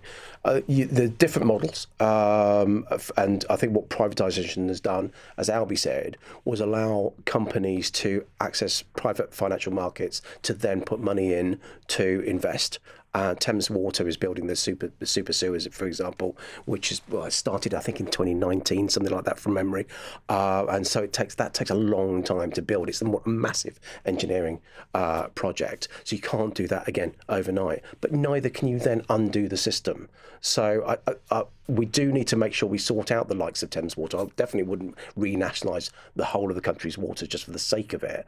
Thames Water is a particular situation because it's in such bad nick at the moment. So I agree with a lot of what Natasha says about having a regulator with teeth. What we do need, though, above that, is you need to make sure that politicians can't then just pass the buck to the regulators. There is, we are governed by regulation at the moment and regulators, and it means that whether it's health service, whether it's water, whether it's energy and all these kind of things, there's a whole load of unaccountable bodies. Social media. Pass on social media. Yeah, we've got 20 minutes in a second. I knew I shouldn't have mentioned it. All right, we're going to change gears now. Our next question is coming on the phone, and Robin is in Whitehaven in Cumbria. Robin, good evening to you. What would you like to ask the panel?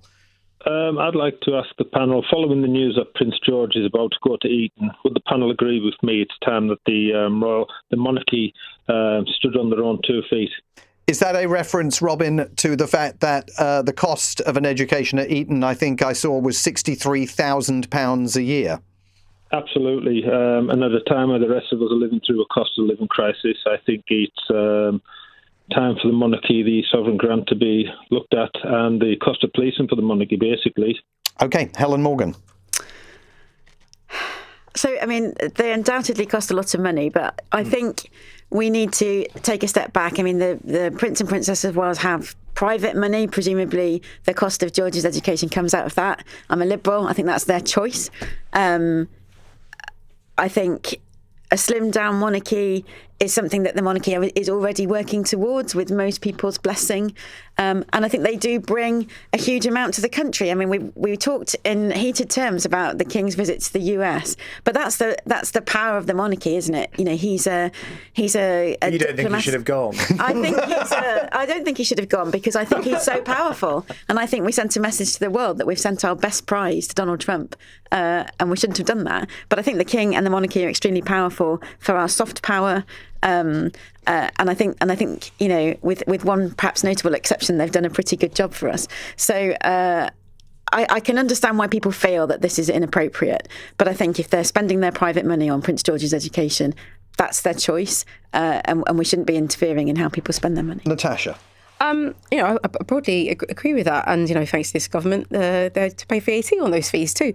I think that that's included in the £63,000, by the way. Yeah, exactly. So look, I broadly agree with everything that Helen has said, and I think we live in a time where things can feel quite divisive, and actually, as a nation, having this sort of institution that has outlived us all, and it gives us a bit of continuity and a connection to the past and hopefully the future, I think kind of anchors us as a nation, and actually is something we can rally around and is worth investing in. I think they are trying to run as efficiently as they can. And, best of luck to George in his new school. LB, am I right in saying that you have some experience in this particular area?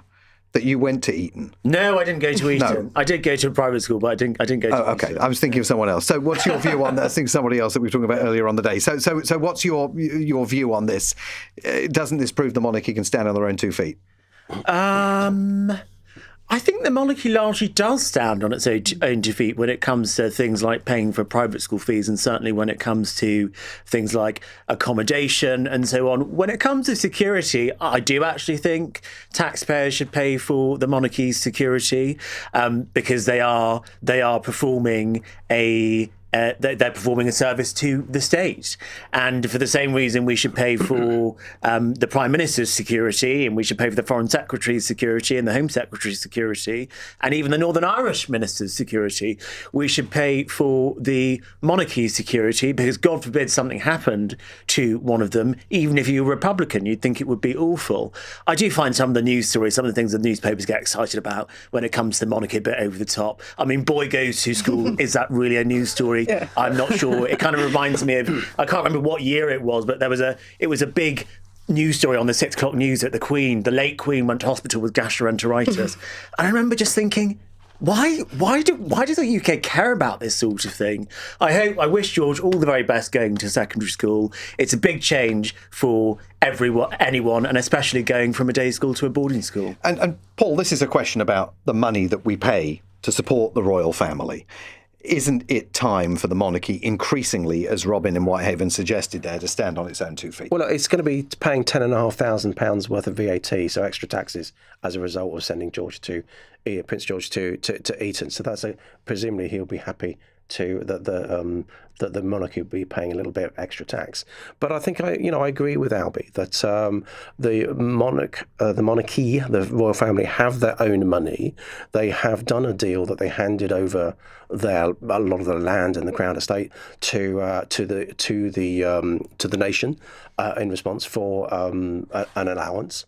And so that was a deal that was done long ago. So I think the monarchy provides a particular role. It provides soft power for this country. What are you going to put in its place? A president, which you'd have to give a salary to, an office to, and fun enough security to. So you'd only replace a non-elected monarch with an elected president, and we've seen how well that's going in America at the moment. But I'm good luck to Prince George. As I say, my wife is a prep school head teacher, by the way, so VAT is would be another 20 minutes after the social media. Well, Tracy has asked a follow-up question about this, which is, should institutions as elitist as Eton even exist anymore? Well, as I say, I'm a liberal, and I think people, there's a choice of education out there, and people can choose to go there if they have the means. I mean, I do accept that that's not a choice that most people are able to make. But we don't have an ideological objection to private schooling, and as long as people who can afford to send their kids to private school are paying their fair share of tax, and contributing to society, then that's fine. Paul. VAT is making it worse. It's making it more sorry, elite. and I should clarify, not actually opposed VAT on school fees, because I think education should be something that is VAT free, and it's causing a huge amount of problems for the sector, and putting a lot of kids back into the state sector is probably net negative for the treasury, I would have thought. You're absolutely right. Economically, it's a bad idea, as well as educationally. So what you've done with the likes of Eton do not care about VAT, because they know that there will always be a rich guy putting their children through Eton, Harrow, those top schools. It's those small, medium prep schools and prep secondary schools that are suffering as a result. So what you're doing is that you're making even more wealthy people go to the likes of Eton. And by the way, what's the first thing that goes? Bursaries. So because the parents are already paying top dollar, they don't want to pay an extra amount to bursaries to allow the next generation to come through. My wife's former school, the head boy was the son of a Somalian security guard on site. There's got someone going through the bursary system at the moment who's literally the road sweeper in the road that she walks up to school, said, why don't you apply for the bursary fund? That's going to go with all this. So you're actually making it more elitist, and just you're going to have selection of schools by house price rather than the fees that they're paying. Natasha, I'm old enough to remember an era when the Labour Party was convulsed by a debate about whether to ban private education. What's your view on whether these institutions that are as elitist as Eton should exist anymore? I mean, I've come off the view that if you can afford to send your child to private school and you choose to do that, that's your choice. But it shouldn't be treated as a charity. It should be treated as a business, because it's a business of elite education. And I appreciate that, that was a controversial decision to make by the government. I appreciate that there are those that will make arguments against it. But broadly, I think ending that sort of tax break and ensuring that we can invest in education for all children with that was the right thing to do. So yeah, I mean, I have no sort of, there's no convulsions over here. Again, I hope George has a good time at Eton, and I wish him well. Albie? I, for the reasons that Paul outlined, when it comes to bursaries and scholarships, I went to a private school on both a scholarship and a bursary, and I'm pretty sure now it would be much harder for a kid whose parents who could not afford to send them to private school for them to go to private school now, because actually a lot of those scholarships and bursaries that helped children like me and actually changed my life aren't available. I can understand why Labour did it. It's a very popular policy. You make the argument, why should rich people not have to pay VAT on their private school fees when we've all got to suffer in the state school system? Of course it's a popular argument. It's a populist argument. But if you actually look at the fact of the matter, what we are seeing now is either going to be net negative in revenue or revenue neutral, because more children who would have gone to private schools are ending up back in the state system in already inflated classroom sizes. I just thought, again, and a lot of the schools that are going under are helping children with special educational needs. We have to stick to the facts on that. The state school system actually has quite a lot of spaces because we've got a declining birth rate. So I don't want to sort of go into this position where suddenly class sizes are bursting. That's not what's happening. And actually, class sizes aren't a problem. It's not uniform across the country what we're actually, as far as I'm aware from the latest data on this, we're not seeing a massive decline in the private sector either in terms of these schools. So, broadly, nothing. You are. Okay, it's been in for quite some time, has it not? I can tell you about redundancies, but I won't because I'm breaking confidence. And also because the clock is working against us. We have more of your questions to our panel here on Cross Question to come, and the time is 10 to 9. Nick Ferrari at breakfast on LBC. It's an absolute privilege to have Science, Innovation and Technology Secretary Liz Kendall in the studio. I want to ask you how robust you think Ofcom is. It needs to do much more. It's not working, It's not. There's some things they have done that are good, but they need to do far more. Let's go to other calls. As a teacher, I use YouTube quite frequently. I'm wondering if YouTube is included in the ban. YouTube is included. What lessons are you taking from the Australian social media ban? The point about kids getting around the ban was one of the biggest lessons. Nudging 3/4 of Australian teens are already back on social media. Why would it be any different in the UK? They will try and get around it, and many will succeed. I just got to level with people about that. Nick Ferrari at breakfast. Back tomorrow morning from 7. Listen on our free Global Player app or the LBC app. You're back with this summer's tournament coverage brought to you by BetMGM, where every game's the main event. Let's see some of the standout moments.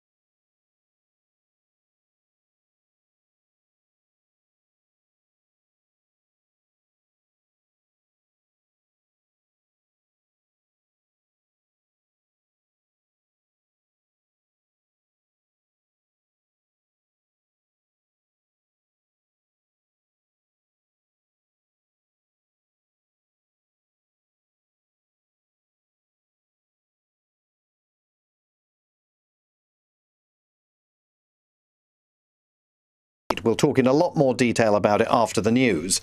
But the central question here, Paul Scully, is, are there too many quangos, too many regulations, too many of these organisations making silly decisions? Was Liz Truss spot on? Oh, she absolutely is right in that regard. And it goes to what I was saying a bit before about having a strong regulator for water, when we were talking about the fact that, yes, you need regulators with teeth, but you also need the politicians to be accountable for it. It goes back again to the Brexit question, because I talked about taking back control. Unfortunately, the politicians weren't up to the job of taking control. But that means we know who they are. We can actually do something as members of the public.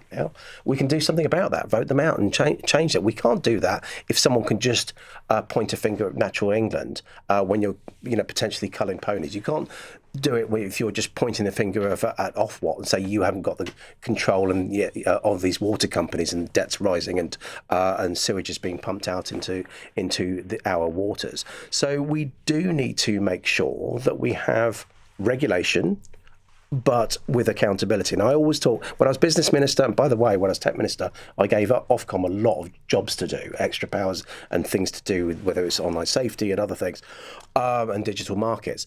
But good regulation is good for business, it's good for consumers, it gives people confidence and certainty. Bad regulation is just a cost to business and a cost ultimately to consumers. Natasha Ryans. Too many quangos? Too many regulations? There may be too many quangos, but just to be clear, this isn't happening. There are no ponies are dying in the making of this broadcast. So Correct. I think that's fine. So just to be clear, if Liz Truss is right, it's not because of this, and it's not linked to this because it's not happening. I think accountability and is the key thing here. If you have a regulator that isn't holding doing their job, and you can't hold them to account, and there is no minister to hold to account either, I think that is an issue and is a problem. How we change that and bring that and kind of bring that into a more common sense approach, I don't have the answers to, but I do think we have to really be careful about sort of outsourcing decisions and accountability. If the current sort of model doesn't give us the results that we need, i.e. they've got sewage in our waters and Ofcom is struggling to sort of keep pace with the technological change and enforcing its own rules. LBM Ancona? I generally agree on quangos that we have too many of them, and I do think Liz Truss was right when it came to reducing quangos. I also think Wes Streeting was right to get rid of NHS England, for example, the biggest quango in the country. But if there was one thing we might need a quango for, it might come to population control of animals, because the public is incredibly passionate about animal welfare in this country, and people don't necessarily make the link between why it's so important to have population control of certain species in certain parts of the country.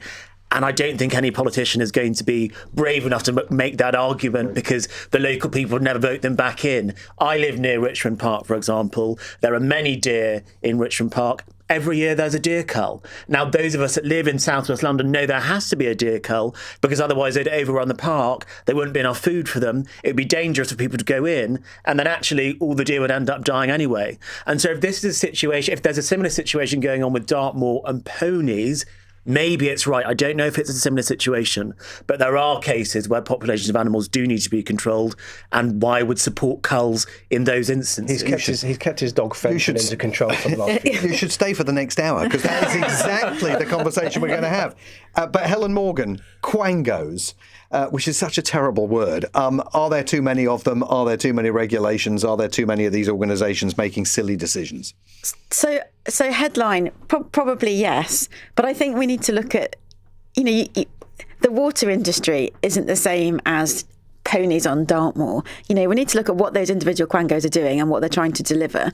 Some of them were introduced to try and make sure that the right decision, the right evidence-based decision happened without a local MP or a minister changing that decision for populist reasons when the evidence base said that decision should happen.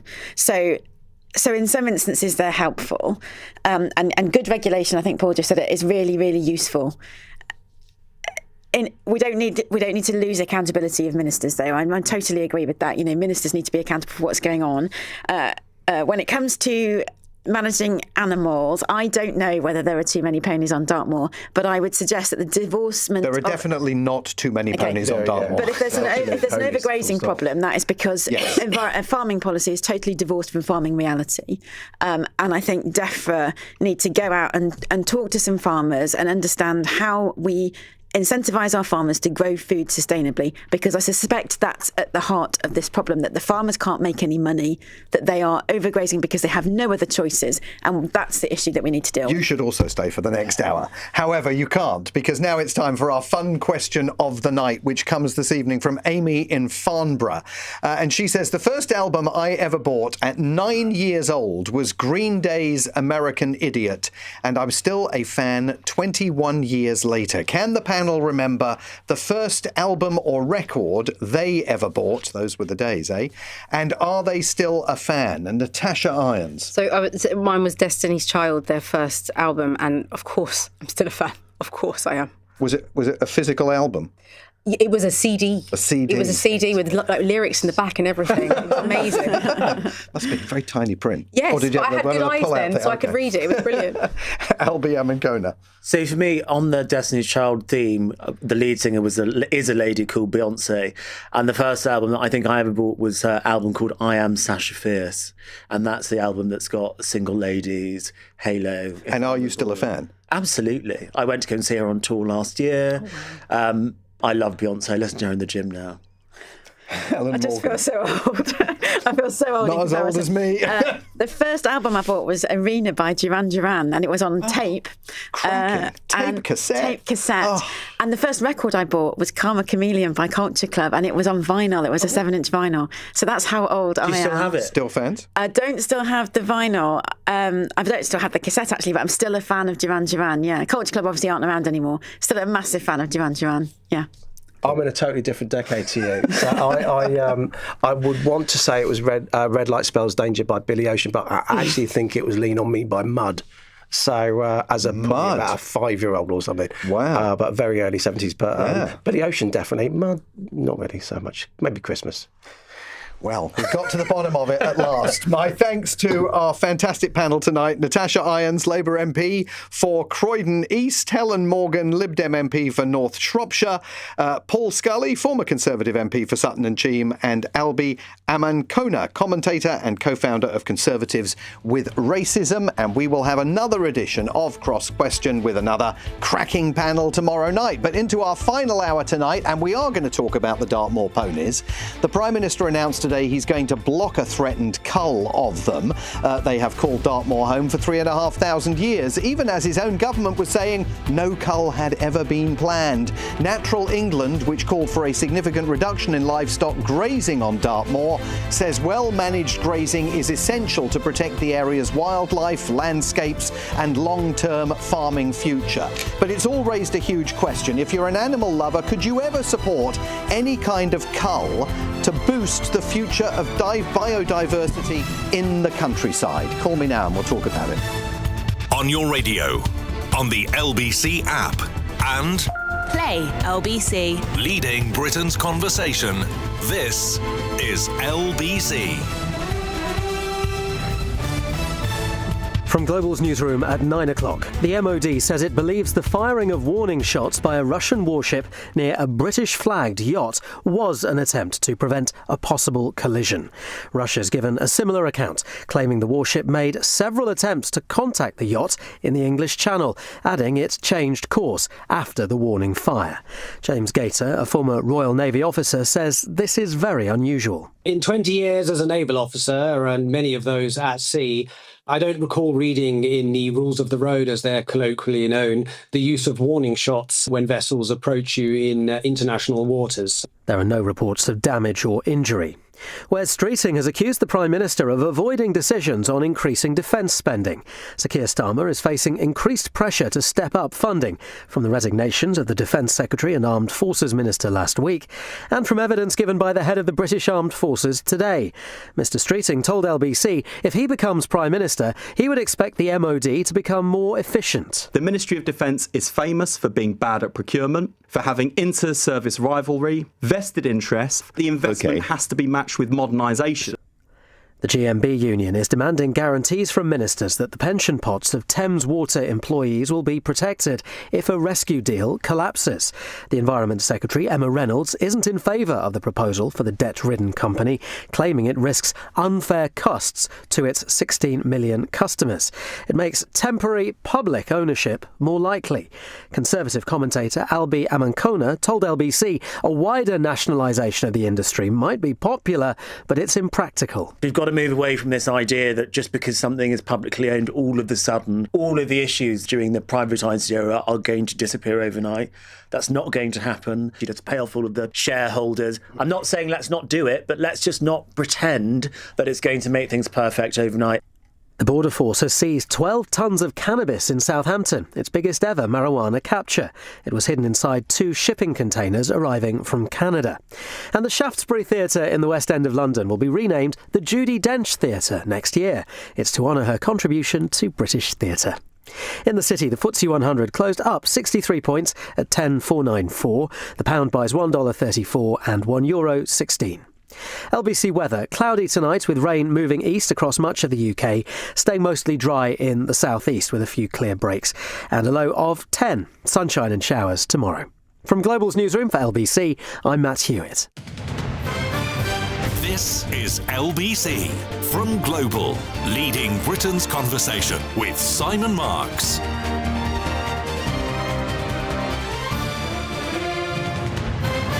And I'm in for Ian Dale this week. We're going to talk this hour about our love for animals and those moments when it might be challenged by arguments in favour of a countryside cull. Now, to be clear, you will have heard a lot today about threats to cull the Dartmoor ponies. In fact, the government says there was never a plan to cull animals whose ancestors have roamed Dartmoor for 3,500 years, animals that are already on a rare breed survival watch list. But the story caught fire today with Kemi Badenoch, the leader of the opposition, launching a petition and calling the idea of culling the ponies total madness. And today the Prime Minister intervened and said he would block the cull, even as his own government was putting an urgent online bulletin out insisting there had never been a plan to kill the ponies in the first place. Now, we will all go out of our minds, I suspect, trying to understand where the story came from in the first place and why the country's leader and the leader of the opposition found themselves debating it. But it does raise, I think, an interesting moral question. We are a famous nation of animal lovers, but sometimes the countryside requires a cull, maybe of the sheep that graze on Dartmoor, if not the ponies, maybe, as we were hearing from Albie in our last hour, of the deer in Richmond Park. Are there circumstances under which you think a cull is ever justified to boost biodiversity, save grasslands and wetlands, and stop the countryside from being ravaged at any particular moment by too many animals? Do you think other actions should be taken to control populations while simultaneously protecting biodiversity? Let's dig into this tonight. You can call me now and let me know your thoughts at 0345 6060 973. You can use the same number for WhatsApp as we use for the phones. You can also text us at 84850. We are going to begin tonight by trying to get to the bottom of this story by talking to Joe Lovemore, volunteer at the charity Friends of the Dartmoor Hill Ponies. Joe Lovemore, thanks so much for talking to us tonight. I mean, this is a story that appears to have caught fire during the course of the last day and a half. Set the record straight for us. There was not, as I understand it, ever a plan to cull the Dartmoor ponies, but there are questions about the need potentially to control livestock that are in increasing numbers, livestock writ large, grazing on Dartmoor and threatening the biodiversity there. Yes, that's right. So this stems from new agri-environment contracts that have been negotiated and will be rolled out by Natural England later this year, if this goes ahead, which call for overall livestock reductions on Dartmoor, so cattle, sheep and ponies, all the grazing animals, by a minimum of 56% and up to 87%. And for the first time, up until this date, ponies are now included within that livestock quota. So these semi-wild hill ponies, which are not domesticated farm animals by any stretch, as you say, they've been there for 4,000 years, possibly longer than that, they're now being included within those livestock overall quotas. So farmers are being pushed into a very difficult choice as to whether, how many of each animal to stock. Natural England is saying, the farmers have the choice, they can do cattle or sheep. For one, they have to reduce those overall numbers by such a significant percentage anyway. And secondly, the ponies are now pulled into those overall quotas. So what that translates to on the ground is a reduction in pony numbers of best case scenario 67%, and in the higher level of the scheme, the higher tiers of the scheme, up to 92% of ponies being lost. And that's not an exaggeration to say. So for a population that is currently hovering around 1,000 ponies and has been to an extent protected at that level, it's pretty catastrophic. And we should make the point that that population is down, right? I mean, this is in the modern era an historic low point for that population.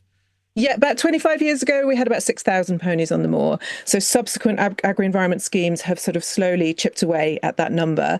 And 1,000 ponies, they are quite a unique population. They're the last semi-wild pony population in the UK, in England rather, correct myself. They have a unique gene pool. They're not influenced by external breeding. They lead a very natural wild life, a semi-wild life. So yeah, that's...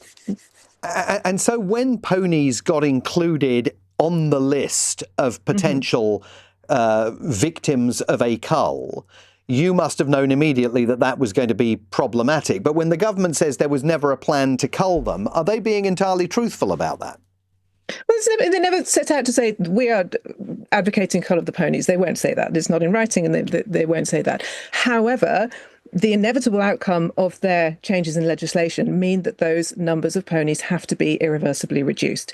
These are ponies who've lived wild on the moor for 10, 15 years. You know, they are essentially wild animals. They're brought in once a year for health checks and microchipping and welfare issues, but they are wild animals. They can't humanely be rehomed into domestic settings. It wouldn't be right. And the moor is where they live. It's their home and where they need to be. They've shaped that landscape, and the landscape has shaped them over millennia. That's where they belong. So do you welcome the Prime Minister's intervention today? It's been an interesting day. The cross-party support that we have had, and we have had from the outset. We've had our local MPs of all creeds and colours have stood up and spoken up for the ponies, which is brilliant, and we really value that. So it's great to see that kind of cross-party agreement, but we are yet to see anything in writing from Natural England to give us the reassurance that we are looking for, and some actual numbers on paper that this is not going to go ahead, and those ponies will be excluded from those livestock quotas. By excluding the ponies from those livestock quotas, it must be inevitable that greater numbers of other livestock will eventually be culled on Dartmoor. Potentially, yeah. We're speaking for the ponies. We're campaigning for the ponies because of their unique status as a semi-wild population. Hill farmers, I'm sure, would have lots of interesting ideas to share with you on that, on the sort of wider grazing regime. All right, Jo Lovemore, thanks very much indeed for joining us on the programme tonight. Jo Lovemore is a volunteer at the charity Friends of the Dartmoor Hill Ponies. Also joining me tonight is David Bean, Parliament and Government Relations Manager at the Countryside Alliance. David Bean, thanks very much indeed for being on the programme tonight. Help us try and unpack this some more.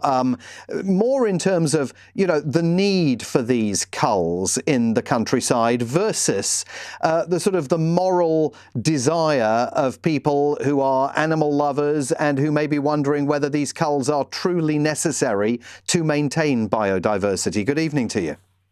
Good evening. Yes, indeed. Well, before we get on to the more general question, I should first say that I completely agree with everything that Jo Lovemore just said about the situation as it is developing on Dartmoor and the situation with the ponies. I cannot see a reasonable justification for a cull in that instance. But then when we turn to the more general position, I think, yes, it is fair to say that there will be some circumstances under which it is not only justified but necessary to cull certain species of animal. Generally, those species will be those that are predating on other species because, you mentioned in the introduction the term biodiversity, and I think that's a word that often people struggle to come to grips with the meaning of it. It's not just about little rare varieties of plants and such. There are species of wild animal that are having their populations put severely under pressure because of predation by other species. Now, why can that predation happen? Well, one of the main reasons is that the species of animals that are doing the predation don't themselves any longer have any natural predators on themselves, and that has to do with the advent of mankind, essentially, our desire to create safe environments for ourselves, which has led, a classic example being the wolf, for example. We have no wild wolves in England anymore, and I know that that's a position that some people would like to change. But while it is not the case that there are natural predators for a great many species, then I'm afraid mankind does have to step in, even though aesthetically speaking, it might be something that people recoil from. It is still necessary. And of course, the idea of introducing natural predators to take over is not itself without risk too, particularly to our massively important food and farming sector, which, as a great many people will tell you, is under quite enough pressure already. David Bean, is culling the only population control measure that is available? Are there not other more humane, less violent alternatives that can control some of these populations that are becoming too large and threatening the local environments? I think that's a question that it would be very difficult to answer on a straight yes-no basis, because it will all depend upon the local circumstances.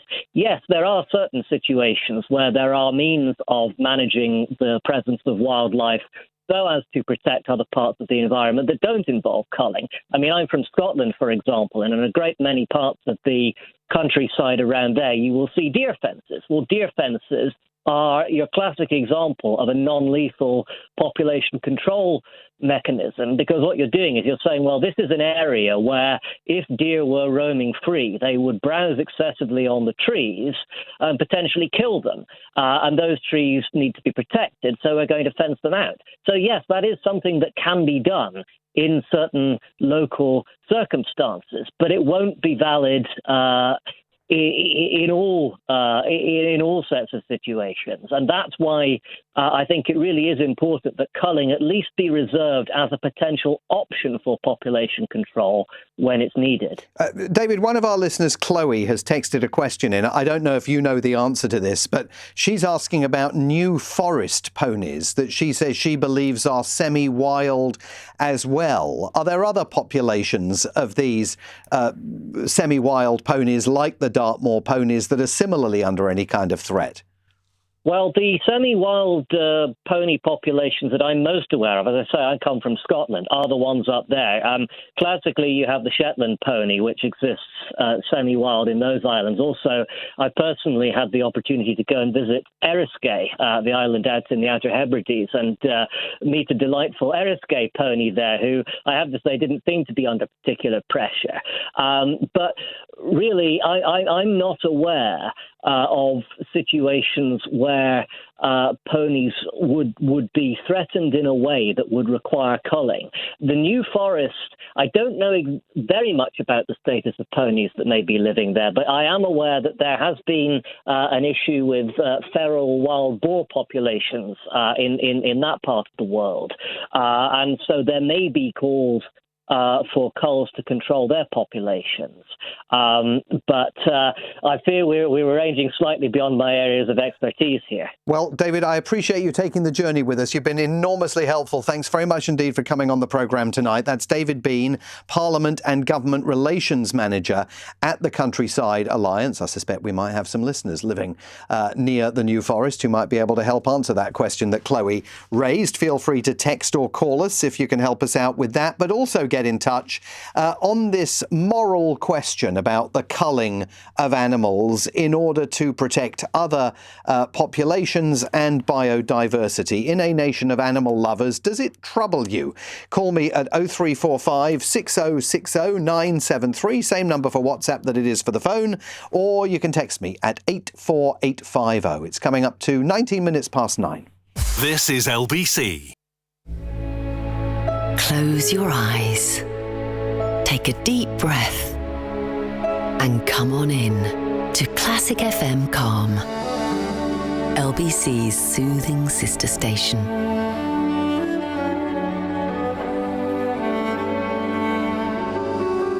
Find peace in the music with Classic FM Calm.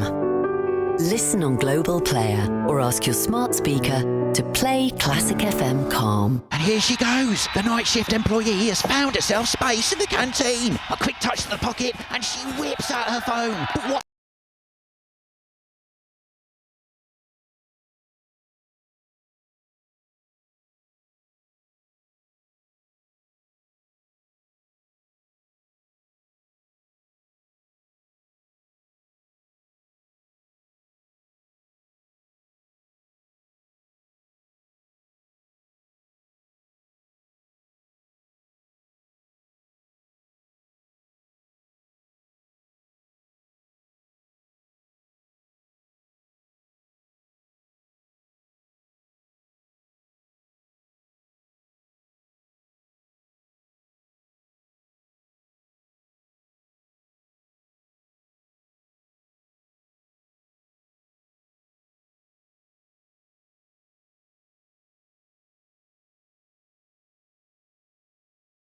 we're a nation of animal lovers. Foxes are still being chased to exhaustion and torn apart. And there is still illegal hare coursing where a hare is ripped in two by disputing greyhounds. And all anyone seems to talk about is the relish that they have in getting rid of a pest like slugs and all this nonsense about grey squirrels, because red squirrels are more aggressive than the greys. There's nothing to do with the grey squirrels that they've gone. We're not really a country for red squirrels.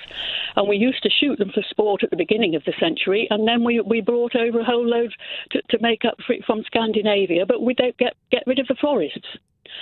And so I get very angry about all this. Where do you stand on culling? Well, I mean, intellectually, I can see that there may be a need for culls occasionally. It's cruelty that bothers me. But the thing I would just say, what I do know about the Dartmoor ponies is that every September there's something called the drift, where the foals of that year, we see them now, of course, they're very small, are gathered together and taken for auction, and the ones that aren't auctions, which I gather is a considerable number, are shot in front of each other. So there's already killing going on, and then the next year the mares have more foals. So now, you see, we get to the point where I haven't any expertise, but my amateurish person would say, well, perhaps if you want to reduce the numbers for some reason, but that First Lady seemed to suggest that we didn't need to reduce the numbers. Why not just, not impregnate so many mares? Well, she argues that the population is substantially lower than it was 25 years ago. I think she said down from 6,000 to around 1,000 now. Oh, yeah, that's right. And is also arguing that the ponies on Dartmoor should never have been included along with all the other livestock, partly because they are on that endangered list. But there's going to be a tussle here between the Friends of the Ponies and farmers who have livestock that's grazing, presumably on Dartmoor. I'm sure you see it all the time. People, the sheep and other livestock that are grazing. I mean, the numbers of animals that need to be culled, according to Nature England, is substantial if that local environment is going to be protected. Yes, I'm sorry, Simon. I don't really feel equipped to argue on that point. I don't have the information, but I mean, I certainly feel that nature is definitely in crisis just by every single year. This is another point, I'm so sorry, but the reduced numbers of birds, from what I used to see 20 years ago here, because we've killed all the insects. I'd rather we talked about the things we want to preserve in nature, not let's get rid of that one. And you get people phoning in with great relish. Oh, I saw a hawk dismembering a live starling. Oh, this is my thing at the moment. I just feel that people relish the suffering and the death of animals, and I'm sick of it. Tell me more about the change that you've noticed in bird life. Well, wheatears, for instance, who come over very early in the spring.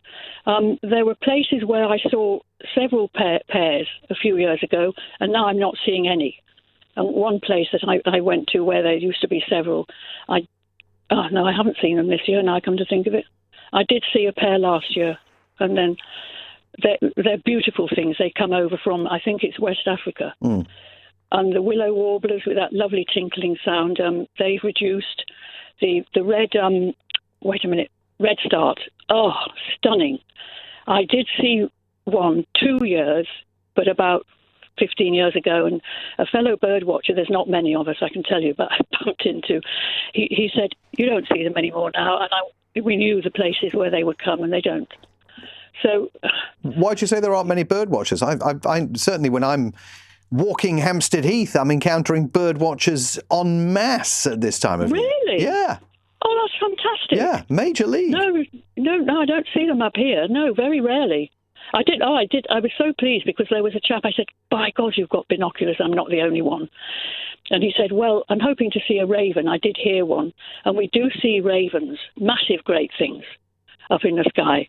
I've seen them not fighting, but sort of trying to have a go at a red kite. And they're the same length birds, but the red kite's got bigger wings. And usually the raven flies away. But it's the smaller birds. I mean, you see masses of meadow pipits, and I suddenly think, oh, I've heard a meadow pipit. It's got like that. Yeah, I saw a video clip recently where King Charles was taking a wander through the countryside and was bemoaning the fact he was in a large rural area and said that in years past you had always heard an enormous number of cuckoos and you hardly ever hear a cuckoo now. It's unbearable, Simon. It's just such a grief, the things that aren't there, that you don't hear and you don't see. And, as I understand it, it's largely because of this ghastly pesticide business because you will have noticed you don't see insects either. I mean, I used to be surrounded by ladybirds as a kid. We used to love them. Now I'm trying to think, oh, a ladybird. And go back to the ponies, because presumably the presence of those Dartmoor ponies is one of the things that visitors to the area love to go out and try and catch sight of. I'm sure it is. Yes, and that's what I was told by somebody who said they keep producing the ponies again next year, the foals, because that's what the tourists love to see, the little ones. There was one in the middle of the road apparently once, and all these bikers were coming along, big leather-clad chaps on these huge bikes. And my friend who was watching this said, I thought all these bikers, and this little thing was standing in the middle of the road. And one after the other, these great big bikes slowed down very carefully for this little foal. It was rather a touching scene, but I go off the point as ever. Roger in Dundee has texted in to make exactly the point you were making at the beginning. We're not really a nation of animal lovers, he says. We're a nation of pet lovers, maybe. Foxes hunted for leisure, 80% of pigs gassed to death, young calves separated from their mothers, birds bred then shot for wealthy, insecure hunters, etc., etc. I mean, that's a pretty grim portrait, isn't it? Yeah, but it's absolutely true. Yes, I mean, the calves taken from their mothers I can't stand. I mean, I've listened to them bellowing all night for these babies, just so we can have their milk. But this one lovely person rang Clive's show once, and she said, her name was Claire, and she said, not your mother, not your milk, which I thought was an awfully good way of putting it, really. Rose, it's a nightmare. It's hellish, I think, what I've done to animals. Awful. Well, I hope you get a chance over the weekend and the next few days to get out and enjoy the countryside, despite all of that. Rose in Tavistock, thanks very much for kicking the conversation off. We're going to take more of your calls on this. Are there any circumstances in which you would support an animal cull? If not, why not? And what would you suggest the authorities do about the population control of animals? Call me now, text me now, and you can have your say. The time here on LBC 9:30. The news headlines from Matt Hewitt. The Ministry of Defence has confirmed a Russian warship did not aim its warning shots at a British-flagged yacht in the English Channel this morning. Its assessment supports that of Moscow's, that it was aiming to avoid a crash. Sir Keir Starmer has indicated extra funding for defence is unlikely, as his former Defence Secretary John Healey's warned Britain's adversaries do not follow timetables set by the Treasury. The PM says he's already cut capital spending by 1% from other departments, and it's up to the new Defence Secretary to decide where he wants that money to be spent. And ministers say a £10 billion rescue deal for Thames Water isn't good enough. Britain's biggest water company is now on the brink of being temporarily nationalised. LBC weather. Cloudy tonight with rain moving east across much of the UK, staying mostly dry in the southeast, and a low of 10 degrees. This is LBC. London. The app for black cabs is here. Jump. Get about with drivers who have the world-famous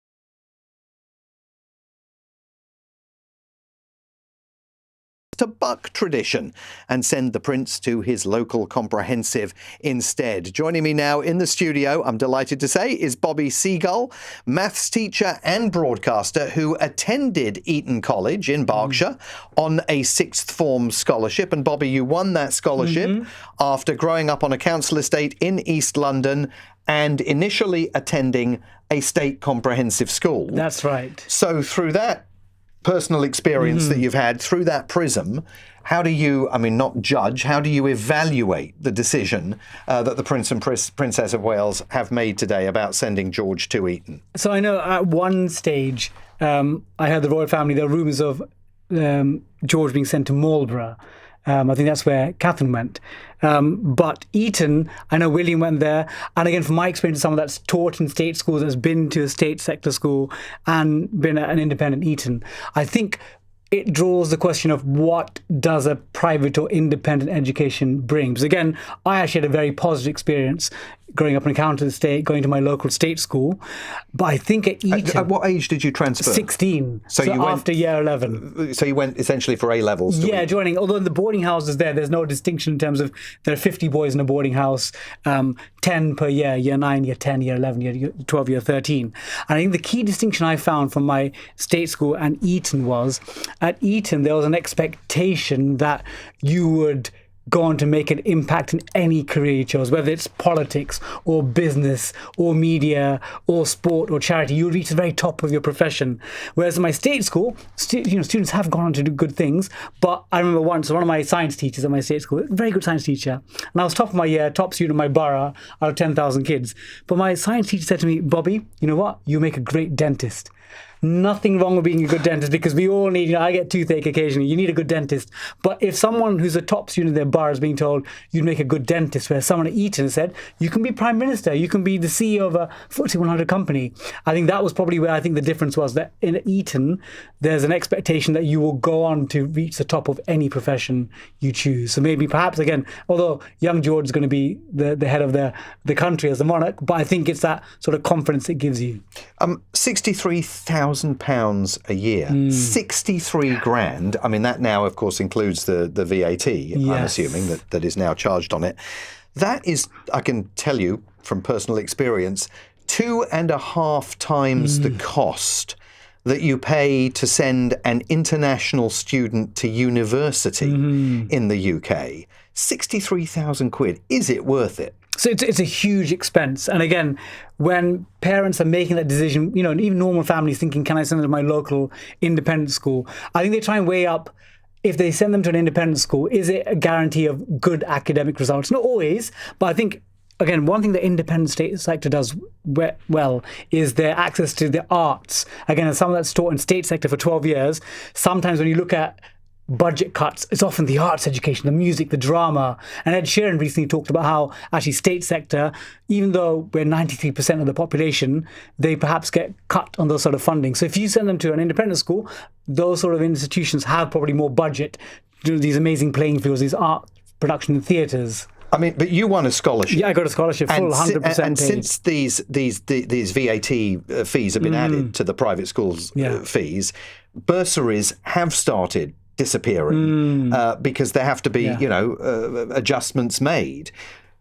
Would someone in your position today find themselves as easily making that transition? Presumably not. Again, I assume with the VAT, it makes it more challenging for independent schools to offer that. But again, like if I could create a new country from scratch, I'd have everyone in the state sector. But in the place that we exist, where there are private schools, I think it's to make sure that they do offer benefit to communities via scholarships, bursaries or partnerships. Again, Eton, working with a few schools in Newham, the London Academy of Excellence. So when I was growing up in Newham, maybe out of 10,000 kids, 1 or 2 might get into Oxbridge. But now East London, including the London Academy of Excellence, has like 20, 30, 40 children getting into top universities every single year. We've got lots of listeners that question all of this. We had one listener that texted earlier to say, why should these institutions even be allowed to exist anymore? So I think it's allowing freedom of choice. Like, I'm someone that I teach in the state sector, but in my 20s,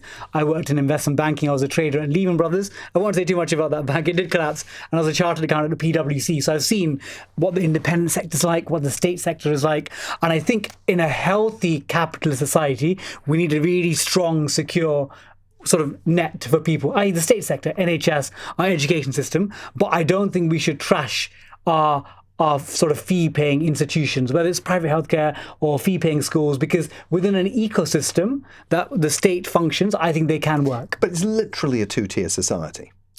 I think it's about what we allow people to do. Again, if someone earns more money than you, if they're a footballer or they're a banker, they can choose to go on nicer holidays. We don't say you can't go on nicer holidays because you're a footballer. But I think it's making sure that the tier that most people access, the 93%, we make that as good as we can. Fred texted the programme a little earlier and said, sell all the Crown Estate properties. Sell Eton and Oxford College to developers. Your view? I'm actually joined the Oxford University Alumni Board recently. There's like 400,000 alumni that try to make an impact on the world. And I would say it's like, rather than, like, again, people use the politics of envy, and again, I'm someone that grew up in accountancy, I still live in East London, rather than casting aspersions at our independent sector and the things that make Britain globally great, I would say the energy of people like your caller should be, what can we do to make our public sector, our NHS, our state school sector even better, rather than spending time and energy on the 7%. What's your view of the imposition of VAT on private school fees? Because it has had a huge impact on the sector. It has. So, like, in terms of the principle, I actually do agree in terms of we shouldn't be using state-funded money to benefit independent sector, but the unintended impact of this has meant that families perhaps who've got special educational needs, children that go to certain schools, certain independent schools have found it much more economically tough and therefore have perhaps folded. So I think it's one of those where, in principle, I'd love to live in a world where we have everyone going to state sector, but we don't live in that ideal world. We live in a world where there are people who have more money. So within that, just try to make it work. It's also had a disproportionate impact on specialist schools, particularly those in the area of arts and drama and the creative professions, where a disproportionate number of students that were attending those schools were on bursaries because of the nature of those schools. They want to recruit the most talented kids, and the talented kids come from across the socio-economic various boundaries. I mean, are you concerned about the impact particularly on those schools in the creative arts? Yes, 100%. Again, independent schools, they are, even though some of them have charitable status, they're not charities, they are businesses trying to generate profit for the organisation, the institution. But within that framework, the schools are offered bursaries and scholarships. They have impacted. Again, people like me, my life was transformed. In fact, my two of my younger brothers also got sixth form scholarships at Eton. So I think we need to make sure that the system in Britain doesn't unnecessarily penalise. Everyone's got to pay their way because times are tough, but we shouldn't unnecessarily penalise institutions that make Britain stand out globally. One of our listeners, Alison, has texted in to say everyone wants their child to have the best, including William and Kate. Of course. No one wants to jeopardise that in order to make a point. This isn't putting your child first. I live in Washington, D.C. normally. I'm not normally here in London. The last American president who came to Washington, D.C. and educated a child in a state school was Jimmy Carter. Wow. No other American president, the Obamas, the Clintons on the Democratic side, chose to emulate Jimmy Carter's choice and send their son or daughter to a state school. Would there not have been something refreshing about news? I mean, it would be extraordinary news if it had broken today that the Prince and Princess of Wales had decided to send Prince George to the local comprehensive. Yeah, again, that would have been an extraordinary statement to make had Prince George been admitted to the local state school. And again, I think as a society, we would have welcomed it. But again, if you're a parent, again, I've got lots of friends who are parents, and they always ask me, Bobby, you're a state school teacher. Surely you advocate state sector. And yes, of course I do. But I always say, make the best decision for your child. And the reality is, probably for most people, independent sector education, because maybe of funding, amount of, I guess, resources they have, you are more likely, not always, but more likely to have a better education. But again, I think today, the conversation, people seeing Prince George going to Eton, it should be, what can people do in the country, the 93%, to make sure our state sector is world class? And what can they do? The simple thing, the magic money tree that, was it Theresa May talked about? We need to shake that and make sure the state sector is funded. Because ultimately, if we're looking at Britain progressing in the second quarter of this century, our workforce comes from the state sector. If we're not giving them the education, how are we going to progress in this world? But that magic money tree is under a lot of pressure. Politics is about choices. And I think if you're thinking about choices, obviously healthcare is important because everyone accesses it, but education's got to be right to the top of that tree.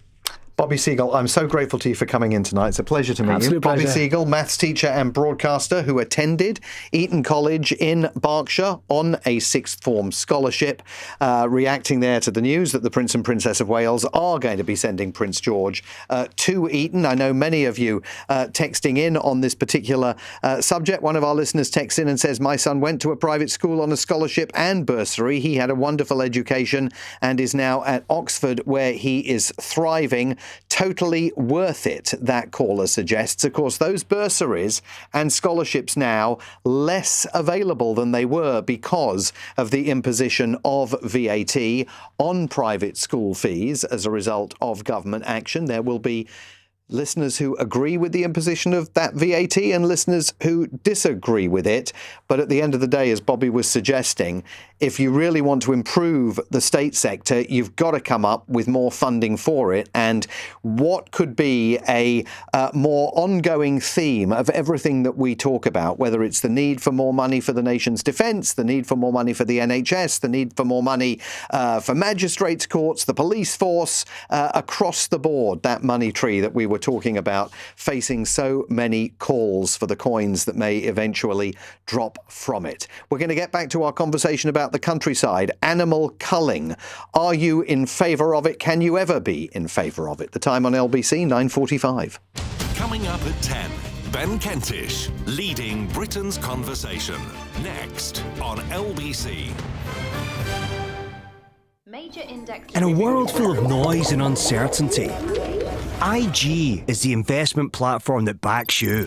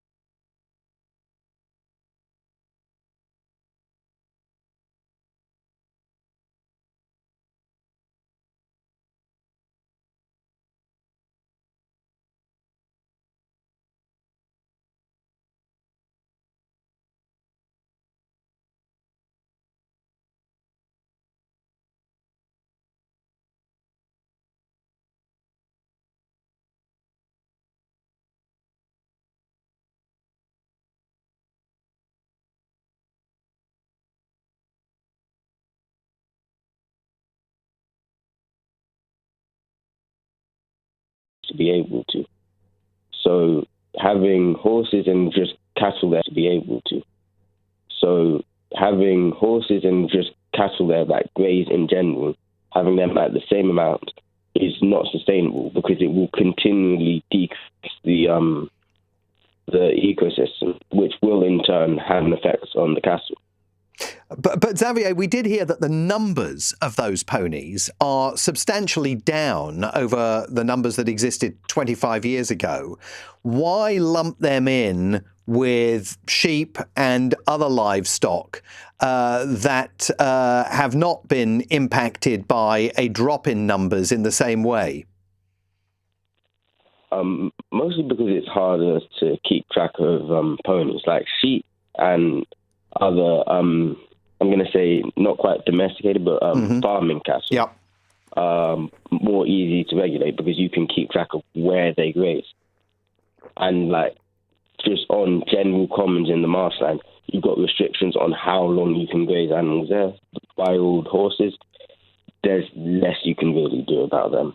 Xavier, talk a little bit from what you've learned through the studies that you've made about the actual impacts on the habitats where these animals are grazing. What do you see? What does one notice? How does one measure the impact that they're having? So the moors we have in the east are marshlands. They're largely dependent off of grass that holds in water, which keeps everything just in place. It's sort of like a muddy sort of mixture, and it's dependent on the grass being there to hold the water and the soil together. So if you have something now that consumes the grass and unpredictable and at a higher rate, then the grass can grow back. You lose that that soil cohesiveness. So what you just get is more flooding in areas, which will just mess up the entire ecosystem for smaller livestock, smaller animals, which lose their cover, like say water voles or shrews. They're now prey for birds, which messes up the ecosystem on the end of predators and prey. And if you engage in a cull, how quickly does all of that recover? Quicker than, since the marshlands are slightly quicker to regenerate from culls than other ecosystems. But I don't think specifically for the sheep a cull is the best option. Like you said earlier, in Richmond and areas in East London, you have anti-deer fences. Yes. I think something like that is better, so you can track where these or constrain where these horses are. Xavier, thanks very much indeed for sharing your expertise. I'm very grateful to you. That was Xavier in Croydon. Let's go to Brighton. Claudia is on the line from Brighton. Good evening. Simon, nice to have an opportunity to talk to you. Lovely to hear your voice as well. What would you like to say tonight? Well, it's so upsetting to hear that there are potentially plans to kill some of the ponies. As your callers have pointed out, the ponies have roamed Dartmoor for thousands of years. It's their natural habitat, their home. They're iconic. They're much loved. But alongside that, it is true that nature is really struggling. And in fact, UK is one of the most nature and wildlife depleted countries in the world. We have a terrible record. You'll probably be shocked and surprised to hear. We do have a terrible record for protecting our wild animals and our natural landscapes. It's around half of our previous of biodiversity, flora and fauna has now been lost, with most of that happening since the 1970s to increased farming, increased use of pesticides, habitat loss, etc., etc. And so now, sorry state of affairs is that 1 in 6 species of wild animal in the UK is now threatened with extinction, which is really shocking. I don't think people realise the terrible state that nature is in here in the UK. Attempts to protect diversity, to protect nature, to protect our wildlife and plants are very, very valid. Killing the ponies, definitely not the answer, and it shouldn't even be part of a solution. The solution should be to reduce the number of farmed animals who are in that landscape and who are not naturally supposed to be there. So I mean, in crude layman's terms, save the ponies, kill the sheep. Reduce the number of sheep, reduce the number of cows. Absolutely, that's what needs to happen. So much agricultural land in the UK is used to grow food for animals who end up being eaten, which is such an inefficient way of using land. That land could be used to grow for people to eat directly. So the animals who graze are taking up vast quantities of land.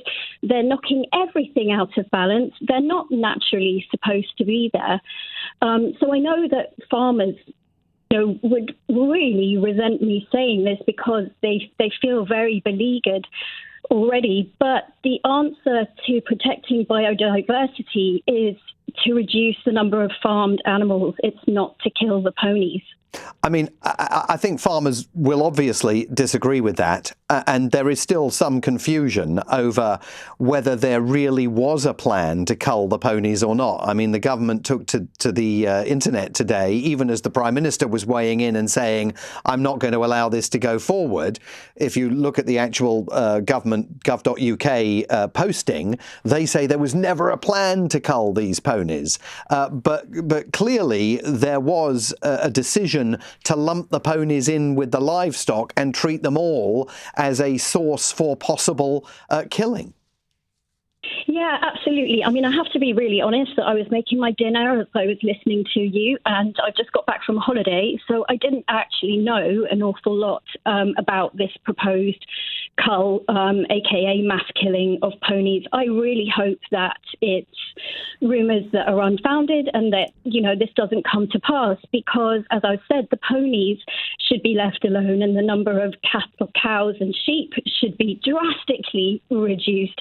That is the best way to protect biodiversity, not just on Dartmoor, but across the UK in general. We need to use less of the land that is available for farming to grow crops, animals, which is a very inefficient use of land, and also necessitates vast quantities of pesticides being used, which, again, as previous callers have said, we all know is having just a terrible impact on animal populations, from insects to birds.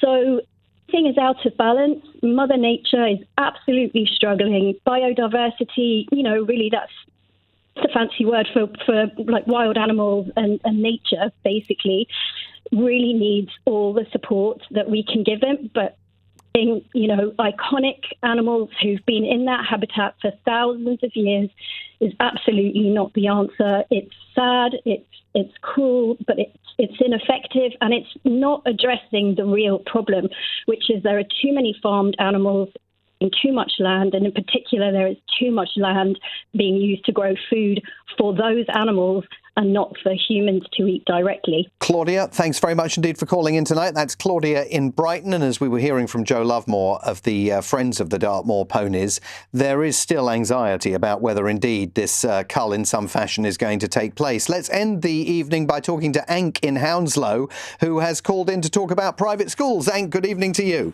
Good evening to you, Simon. I have to say, very thoughtful discussion so far. A lot to unpack on the culling, but like I said, we're here to talk about the private and public school. I just want to say that I went to a public school in the UK, or state school, as you would put it, in the UK. And, I transitioned from one of the most prestigious private schools in India.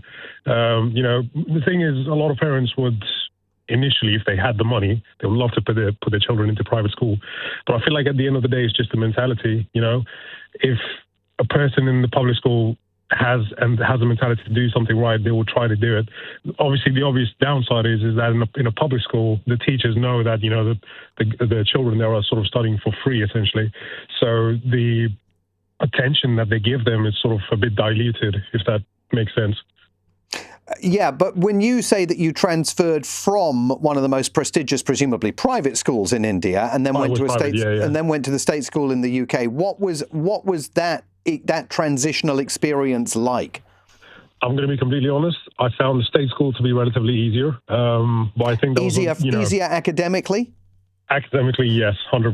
But I think it was just like an international change. So yeah, because it's not apples with apples, is it? Because if you may have experienced the same thing if you'd gone to a private school in the UK. I have to tell you something very serious. Like in the private school, it was very sort of competitive and challenging, and they're always trying to get you to do something a specific way. In the public school, I genuinely had a bit more freedom. And at the end of the day, I actually started challenging myself. And, a lot of people, from my school, they probably agree with this, but I ended up sort of reinventing what is called a frictionless bearing while I was still in year 10. And I kid you not, my sort of physics teacher went back to me and he was like, you have to put in the effort. You have to put in the effort. The thing is, my batchmates in the public school, I know wherever they are putting in the effort because we used to work as a team and we were actually really good with sort of supporting each other, getting each other to sort of, work out different problems. I think that sort of collaboration just needs to get back and people need to sort of, just start working together a bit better in the state school. I'm sure they would be, equally as good, if not even better than the private school guys. Hank, thanks very much indeed for calling in and sharing those experiences with us and bringing my time here tonight on LBC to an end. Joining me tomorrow night on the Cross Question panel at 8, we've got human rights campaigner Peter Tatchell, Labour MP John Trickett, family law barrister and former Conservative MP Jessica Harrington, and a fourth mystery guest. Thanks for all your calls and messages tonight. I will be back tomorrow from 7. If you've missed any of today's show, you can listen back on our free Global Player app or the LBC app that you can download for free from your app store now.